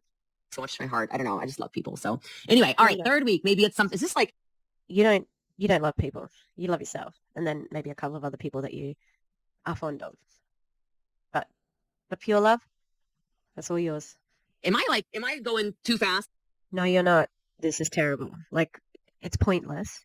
If people seem like they're switching off, it's not because they're left behind. It's because this is boring as shit. This is the worst training ever. Talk. What happened to your PowerPoint? I know PowerPoint wasn't too good, but she's just been talking for the last 15 minutes. It's like, is this too fast, too furious? I don't know. I hope it's okay. Okay. No, it's not. Okay, okay. Week 3, Monday. You could have a whole week about. You are not live. Also, she is pitching a month-long calendar, not pitching. She is talking about a month-long content calendar, without visuals, just describing it. It would have taken her like fucking, like, I was trying to think what she could search for. It would take her half a second to see a good content calendar for influencers or whatever. And you know what? If you search for that on Etsy, I bet you would have found MLM ones, and you could have bought it and adjusted it, because I imagine that is what she would do. You could have done that, but no, instead, you just are saying it verbally without just expecting everybody can be there drawing up a table with like week 1, week 2, week 2. Blah, I'm lost, because she's also got a lot of fluff in between all of that as well. This is a mess. I don't want to do this all day. Haven't put my cabinet together. I'm still trying to dye my hair. Jesus. She's so time consuming. But look, I think this is important because she is actively trying to recruit at the moment, actively trying to get people into her accelerator. She's grifting. The grift is hard at the moment, but we're harder. I don't have muscles. Don't look at my arms. Okay. About leadership and communication. So you're showing people, why would they join you? What's the leadership like? What's the communication like? So maybe on the first day of that third week, you're showing how your role as a leader has fostered team building, or has fostered this kind of community, or has fostered team cohesion, or has fostered the core values, and you give examples of that. Maybe the second day of that week, you're showing on social media through your content the communication strategies for your team leaders. Again, maybe you're highlighting some screenshots of the way you talk to each other in your team chats, or the way you celebrate, or maybe when somebody earns a rank on your team, you're showing the public celebrations, how you send it out to everybody, or how you celebrate when someone earns something on a Zoom all together and you all win together, right? Like, show people this stuff. Let people see how you communicate and how you lead. Maybe the third day, you take the time to do a question and answer live, a dual live, right? Maybe do a dual live with a successful team leader. Maybe you interview them about your team, about the differences between your team and your company compared to maybe opportunities they had in the past with transferable skills that they now have. Right. And again, if live video still scares you, you can do it as a TikTok. Maybe if that still scares you, you could do it as a written out interview with just a photo of the two of you. This is easy stuff, and you can put it all over on all of your social medias. Maybe the fourth day, you give examples of how you resolve team conflict and how you maintain a positive team environment, even when sometimes, there's some bad apples, right? And you just show examples again of I'm not perfect. Lord knows Jessie Lee's not perfect. I'm not trying to be perfect, okay? I have screwed up people in the past. I have definitely stomped on some people's toes. I have hurt some feelings. Yeah. Do you want to be specific about that? Because I bet you're not going to be. And usually when she says something like this, where she's had something happen that possibly could be interpreted as being negative, she's going to come back with something that's going to one-up it on herself, saying, I used to be like that, but now I'm the most vulnerable person in the world. Which I don't think I did on purpose. I certainly wouldn't do that on purpose anymore. But I like to tell stories with people where, hey, I've grown so much as a leader. I was not a great leader all the time. And I know that I'm a great leader now. And I know that I've grown as a person. And I know that I've grown as a leader. And here's some examples of that, right? I don't try to be perfect. And maybe the fifth day inside of leadership and communication, you use some examples for people of, here's some books I learned from. Here's some great podcasts I listened to. People's Mentor podcast. Jessie Lee is the People's Mentor. Or you talk about some courses you've gone to, or some places you went for some team communication. I really, truly believe, and this might sound cuckoo bananas to some of you, but I know it's true.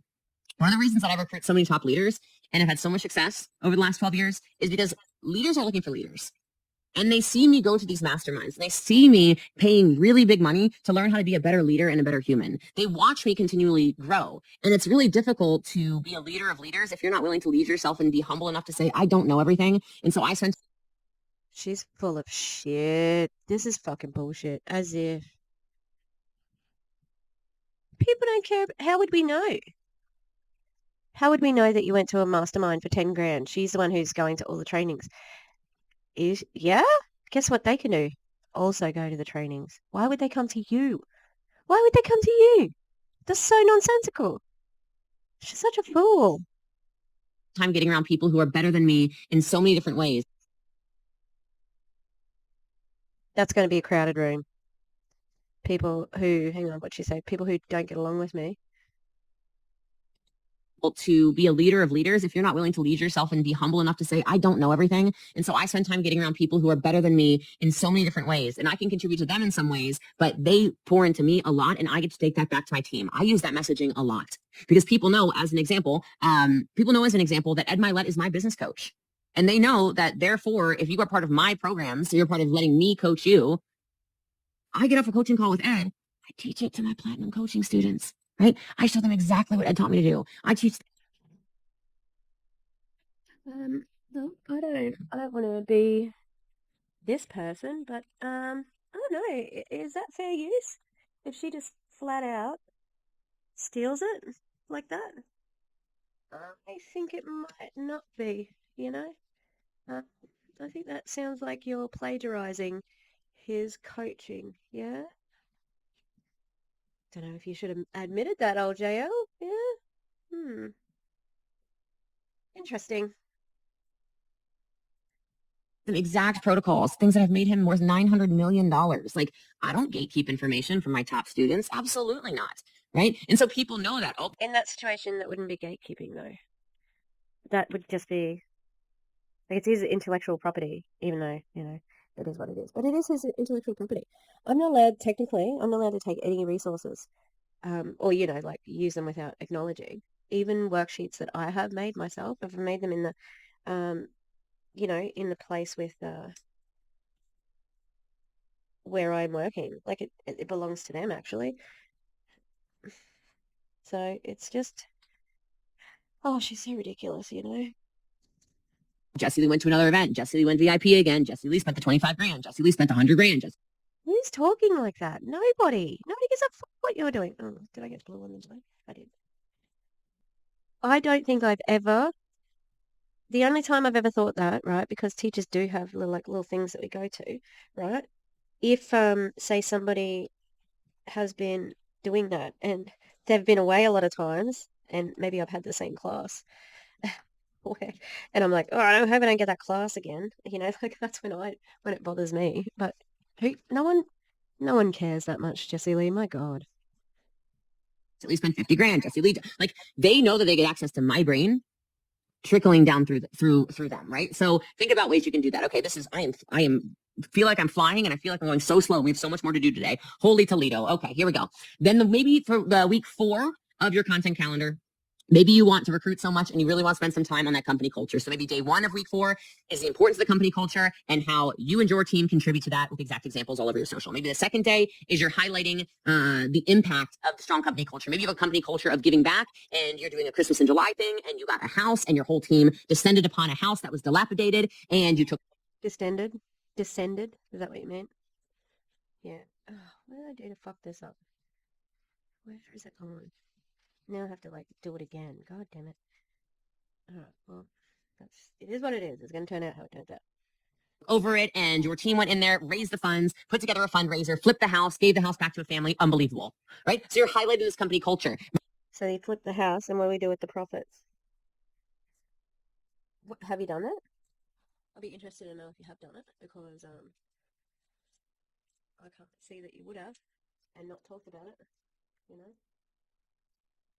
Maybe you're highlighting somebody on your team as well, right? So somebody inside of your team who has really followed in the footsteps of this kind of company culture and is stuck and stayed and now got their pay. Maybe day 3 is something like you're telling a testimonial or a case study of somebody inside of, or maybe this day 3 is you talk about how you learned how to have the company culture. So this might be an example of, I've always talked about how I read the book Delivering Happiness by Tony Hsieh in 2011. This is before I even had a team, so God bless it.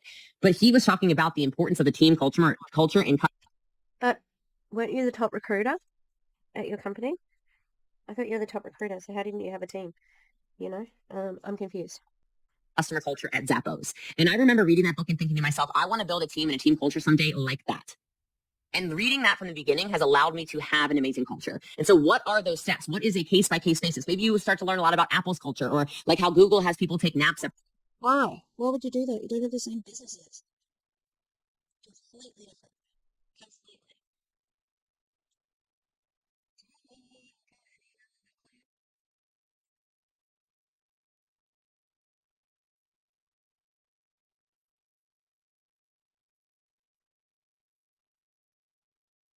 Every day. This is part of Google's culture. I don't know if you know that. They have like pods apparently when you go to the Google office. I don't know. I've never been. But what are these things where you can show what really great, strong companies are doing with their culture and how you've implemented it inside of your team? Maybe day 4, it's the steps to the team culture you came up with. Maybe it's showing people the actual teamwork, the collaboration. You're highlighting a team member again. And maybe day 5 is you're doing some kind of interaction or a call to action below where you're saying, if you're on the team, give me an example of one of the favorite things we've done inside of our team that made you feel like you're...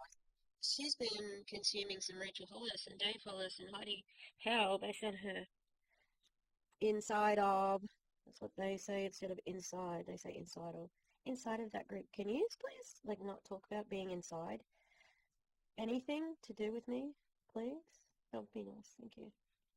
Part of a big culture. This is just an example of a content calendar. But remember, inside of this, you're utilizing all the different various content formats. Maybe you're writing blogs. Maybe you're doing videos. Maybe you're doing TikToks, Reels, social media posts in general, static posts, stories. Maybe you're doing a Zoom call where you're inviting people in and you're talking about these things. You want to make sure you're all. Did she just suggest an opportunity call as in the content calendar? How? These are the worst tips ever. Always catering to the different audiences. Don't just cater to the people who watch videos. Make sure you make the post too and promote. Again, so we're not niching down. We're just whatever you can do. Do that. Do that. Can you do more? Yeah? Again, I'm being gaslit by Jessie Lee's bootcamp. Promote everything that you're doing inside of that because you will progress. But this is just an example of a content calendar. Obviously, I could do this all day long with you, but we'll be here until 10 p.m. and I'm cute, but I'm not that cute. And so we got to keep on going and rocking and rolling throughout this. Hopefully. Yeah, because it's nighttime where you are. So possibly could be close to 10 o'clock really for you. That was a great idea and an opening for you guys inside of that, that content strategy. So next, here's some content categories. Just screenshot this. These are all examples of me actually doing this. And this took me no time at all to find on my Instagram. Just screenshot it. Why wouldn't you have this? Why wouldn't you give them, at the very least, right? I know they got a workbooklet later, but at the very least, I know she can turn this into a PDF and hand it out. And that would have taken 5 seconds. Gosh, she just has no respect for anyone who pays her money to coach. Because I do all of these so often, right? Which is why this is my slideshow, right? So your educational content, you see me do a lot of this. If you want to recruit a lot of people, remember you're educating inside of your niche and inside of your brand. You're not just educating what I educate on or what your upline educates on. You educate valuable information, tips, tutorials, etc., based on your niche, not mine, your niche, okay? Behind the scenes content, people love. If I flip this camera around right now and you see my light setup, you see what the microphone looks like, you see the amount of water bottles that are around me. I'm a very thirsty person. This is so ridiculous, but like honestly, I hate running out of water. It drives me crazy. You see whatever. People love this kind of stuff. They want to see. I don't think, even amongst the biggest Jessie Lee stands, they don't care about how many water bottles are beside you. That doesn't make sense. Like, what the fuck? No one does care about your behind the scenes, okay? And the behind the scenes thing that she's given, here, just make sure the hands aren't covered in dye. Yeah. So that's here. This is from an event by Eric Swafford, who I mistook for Eric Worre, like the whole weekend she was talking about him. That's not behind the scenes, really. You're just walking.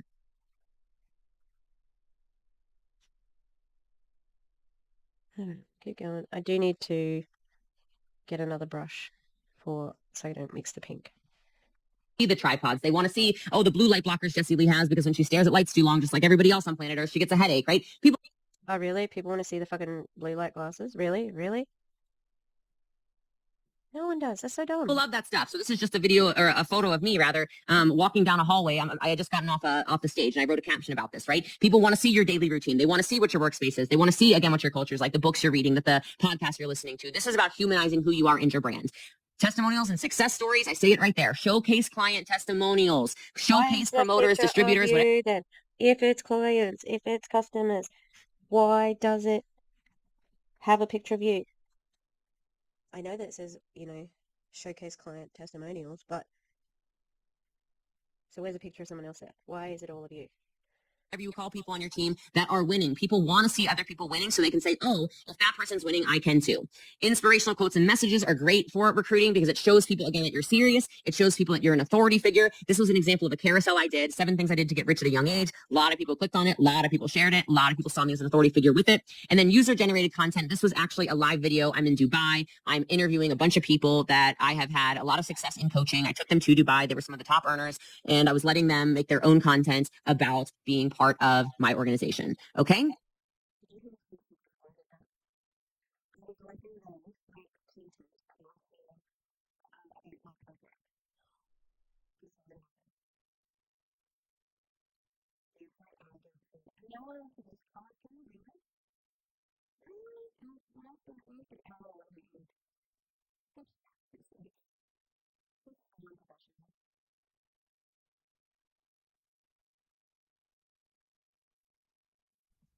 I think I already did this. My bad. I already told the art of storytelling, but let's just read these little. Let's just go ahead and read this. So look, this is how. Okay, so you have to go back and watch JJ and Erin's in this part because it was hilarious. Like that laugh sounded like a goose honking, and they rewound it, and they were losing it. They were losing it. Understandably, because it was weird. Also, if you've already gone over the art of storytelling, right? What do you need to redo it? What are you going to do with this slide? Why this slide? Skip it. Like if you've already done it, skip it. Do you like this picture? Is that what it is? Tell stories. I think we've gone over this a lot, but I guess you can never go over it too much. Yes, Tell that compelling narrative. Clear beginning, clear middle, clear end. That's your arc. That's your story arc, right? So you can frame it. You can say, this is what we're going to be talking about. She got something right. That's amazing. Good for you, Jessie Lee. You got it right. Then you tell it, then you reframe it by pulling it all together. Emotionally connecting. We already talked about this. It shows your vulnerability when you tell personal experiences. And remember, every single great recruiter puts a call to action at the end of everything. Okay. It could even just be, if that makes sense, drop a yes below. If you'd like more information, drop info below. If you'd like to make money from home, drop a $sign below. If you want me to be your coach, drop coach in the comments below. All of these things, right? Whatever you want it to be, the art of storytelling is so important if you want to become a top recruiter. This photo right here is actually right after I earned top rank in my company. And I spent the next 15, 20 minutes or something like that just telling the story of how, I visualize this moment. It looks exactly like I expected it to look, but it's also so very different. And I told the story of all the times I had traveled to Germany and almost given up, or all the times I wanted to quit and I still didn't, or all the times when I felt like a failure, or like everybody was going to leave me in business, or I wasn't good enough or fast enough or smart enough or talented enough. And I just kept putting in the hours until I got great, right? And I told that story and people were definitely moved by it. So I grabbed that photo. All right, guys, it's your they were moved by the story, and so that's why he grabbed that photo. What? What? Also, wasn't there a professional, like, photographer? Like, that looks pretty professional. You didn't take it yourself because you're in it. And if it was about, like, telling the stories of how you succeeded, but it's just a picture of you, that seems a little bit narcissistic, if you know what I mean. turn. This was a heavy day. I can tell. I can tell. I can't see your faces, but I can tell. All right. So the first is we got to make sure we're developing that brand persona with everything I talked about today. That unique value proposition. I want you spending a lot of time on that. Okay. A lot of time on that. A lot of time on those core values. We spent 20 minutes talking about that today. That's very important. All right. Create that content calendar. It doesn't have to be all the stuff I said. I told you, get yourself, be a little cheater. Go on Pinterest, right? Go on Google. Right? That's not hard stuff to do. There's people who have really pretty images of exactly what to post on Instagram, or you can copy what I did. I think my little training on that was probably pretty fire for recruiting team members. So maybe just steal that. But I want you to create that. Can you guys please create that today? I know I'm going to use so many assignments during this week, and this is going to take some of you a long, long time to do, but I just at least want to give you these assignments so that you feel. No, they won't, because they're actually not that hard, and people are probably doing them already. Yeah, definitely. If they know them already, watch out for that request for a refund. Yeah. Watch out. Like, wow, I feel very complete being part of this. Like, I want so much more from Jessie Lee, and at the same time, she's given me so much. And then I want you to use that feedback, all right? I want you to pay attention to the posts of yours that get the most engagement. I want you to pay attention to the posts at the time that you post them that get the most engagement. And I want you to make sure you're doing calls to action. Pay attention to which calls to action get you the most results. Not all calls to action are the same. Your audience, you're going to have to kind of play with it and learn with it and see what works best for you, all right?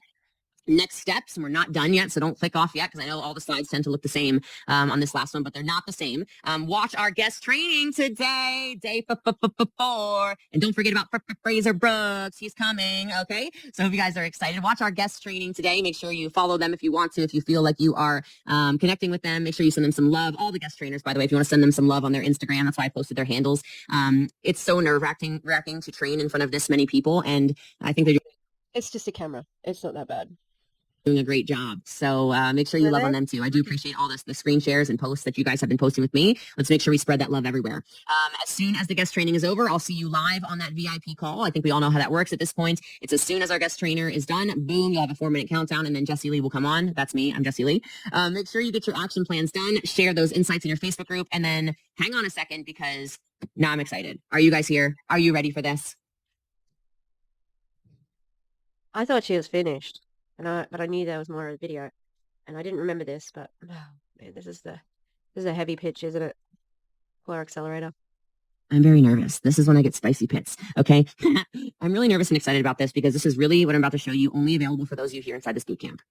And I'm not saying it because that's some kind of great little sales pitch. I'm saying that because this is truly and honestly only available for you. This is 100% going to sell out. There are 6,000 of you watching this live, and I do not have 6,000 spots for this. So please stay tuned. This is for those of you who are ready to take your business to this next level. Let's rock and roll. It is time, if you are interested, to join the Bossly Accelerator Platinum program. This is specifically designed for people to learn how to earn 6, 7, and 8 figures, depending on where you are. I don't care where you are in their businesses. This is not just for network marketers, although I know that most of you are network marketers that are on this training right now. Who else would be on this fucking training? No one. Also, how do you prove that? You can't guarantee that. I'm gonna make this faster because this is basically a pitch. This is a big deal for me to offer you guys access to this because I'm going to discount it for you in a second here. And on top of that, this is going to be something where I have seen so many businesses add millions of dollars of top line revenue and people who really felt like they had absolutely no hope. But now that they have access to me, my brain, my systems, my training, my scaling, my network, my cell phone, you name it, they are going nuts. And you guys get first access to this and it will sell out. So here's what you get in Platinum, among other things as well. You get everything in Gold Accelerator for free. So all the skill-based training. Also, she's already said this. She's already said this stuff when she's been giving examples. You get for free. You get a free call every single week. No problem at all. You're also going to get a high-level Zoom call every single month with a celebrity guest, okay? We're thinking, what's a high-level Zoom call? What does that mean? What is that about? What is it referring to? You know, what? This month is Dan Martell. If you don't know who he is, look him up. We've had Danielle Canty. We've had Neil. We've had so many high-profile people. It doesn't even matter who we've had in the past. You're going to get access to them. So other grifters. Great. Real exclusive there, Jessie Lee. And more, and my network in general. You also actually get access to my network. So if you say, Jessie Lee, I really need somebody who makes high quality swag, I'm only giving this to people inside of Platinum. If you say, Jessie Lee, I need somebody who knows how to build out a coaching program, I need your website guy. For a coaching program? Wouldn't they just ask you because you're running a coaching program? And also high quality swag? I think that's what she said. What? Just Google it? That's so dumb. Why would you pay 20 grand? What's 30 normally? She's about to give a discount. Only give that to people inside of Platinum. If you say, Jessie Lee, I need investment tips and investment advice and I got money to park somewhere, I only give that to people inside of my Platinum program. If you say, I need real estate tips and advice, I got money, I want to learn how to do multifamily, only Platinums. If you say, I need somebody who can help me in my business, whatever it is, my entire network, my whole network, I will give you access to as a Platinum. It is only for Platinums. Since you're signing up, you will also get a one-on-one coaching call with me. We will sit down, you will come with your problems. This is priceless. This one-on-one call, I've watched people, not even kidding, I've watched people from one call leave the call and make $100,000. I'm serious. These one-on-one calls are crazy. You get a one-on-one call. You get monthly meetups for free. You get to come here. I spend a day with you. I also bring in some of my celebrity guest friends, very high-profile people that I hang out with on a regular basis. We do life together. You get to do life with my people. I introduce you to my network. You don't do life with.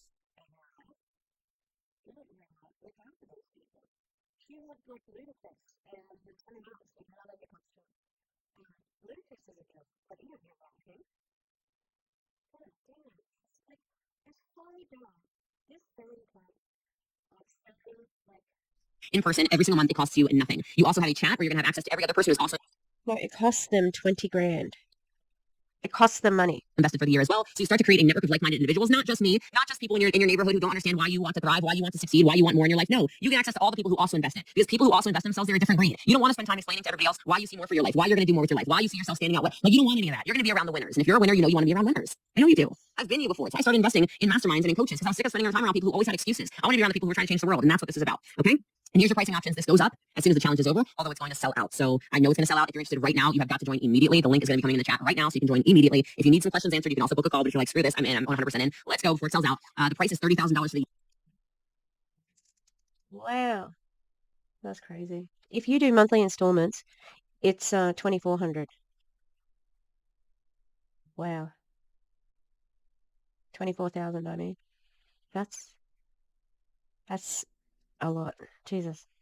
year, it's going to be discounted for you to $20,000 as a one-time payment. If you want to do monthly installments and sign up for the year still, but you want to do monthly installments, that's fine. Instead of $3,000 a month, you can do $2,000 a month and sign up for the year. Or if you're like, I need to be in for those quarterly payments, and that way I can spend the $20,000 and save a little bit extra money, but I can do $5,000 at a time. Do not share this, please. This is only for boot campers. This is only for you right now. If you're in, but I'm in the chat. I'm just curious. We're going to get the link to you guys. If you're super lost, just email support@bossday.com. We're going to get you guys the links for all of this. It's only for you inside of the boot camp. You can do 4 quarterly payments of $5,000. You're going to get access to all of this. This is only until the end of the challenge tomorrow. Then prices go up permanently, okay? Or until spots are filled. So until the end of the challenge, or maybe at the end of the Zoom. I don't really know because I know this is going to sell out. You have to act now. You don't really have an option. If you're interested in high level coaching, if you're interested in taking your life to the next level, if you're interested in getting a little uncomfortable or a lot uncomfortable and changing your life, now's your option. And then here's your next step. So click on the link to get started. Reach out to support@bossday.com if you need support. The normal website also works if you want to book a call. Just bossday.com, and you have to act fast because this is going to go really, really, really quickly. And I'm super excited for you guys because I know for a lot of you this has been 4 days and you just can't even imagine what it's going to be like if you have me for a full year. Calls like this, texting me, getting in Voxer chats with people just like you, meeting up with me every single month if you want to. Extra promos we run sometimes, the actual culture, everything, the calls, the network, everything. I know there's a lot of winners that are watching this right now, and I cannot wait to see you thrive. You do not have to be a network marketer for this. You can own any kind of business you want to. Platinum is full of all kinds of different business owners, which I also think will help stretch your mind and your vision. But I'm really excited for those of you who are about to invest in yourselves because that little tiny $20,000 investment, we're gonna make millions together. I hope you understand that. I hope you understand how committed I am truly to Platinum Accelerators. It is a completely different level of commitment. I end up loving those people. They end up becoming like a second family to me, and I'm excited to welcome you into that. So, with no further ado, we still have some training today. They shouldn't though. Like that's not how relationships work. You know, like get real friends and family. Do you want to do that? Get real friends and family. That will help you. I don't know how well this is going to turn out, but it feels like a disaster. My hair, that is. And the program. Go ahead and get yourself into Platinum if you want to do that. The links are all in the chat. I'm going to change as soon as this is done uploading. We'll put the links in here for you. It'll be in the Facebook group. Maybe we'll send out an email for you. But that's it. It's done. It is going to sell out. And I can't wait to see who the special Platinums are. I'm really, really happy. For those of you who are going to take this leap of faith in me and in your business, I can promise you one thing, and that is that I will not let you down. So with no further ado, I'll see the rest of you in VIP day. And if not, you're in VIP day. I will see y'all tomorrow on day 5 of the Boss Lee Bootcamp Recruiting Challenge. You've already let people down. Oh my Lord. That was just terrible on terrible on terrible. So angry, like the way that she was like, authenticity. That was terrible. I don't want to watch any more of her training. I watched the Q&A. The funniest thing about the Q&A though was she said, you know, like, okay, this is a Q&A, but I don't have any questions. And the call, log off, goodbye. Are you fucking kidding me? No one wanted to ask her questions. And you still had the Zoom. I can understand why they didn't ask any questions because they didn't need to ask any questions because you were already answering them and you were already doing stuff that was been done before. Yeah? Okay, I'm going to leave it there. I'm not going to have a long goodbye because that was epic. And I like standing videos. At least I don't not falling asleep. All right, have a good one, everybody, and I'll see you around. I'll see you around on the interwebs on as we go. Oh, Minnie. Hey, Minnie. Hey, Minnie. Minnie.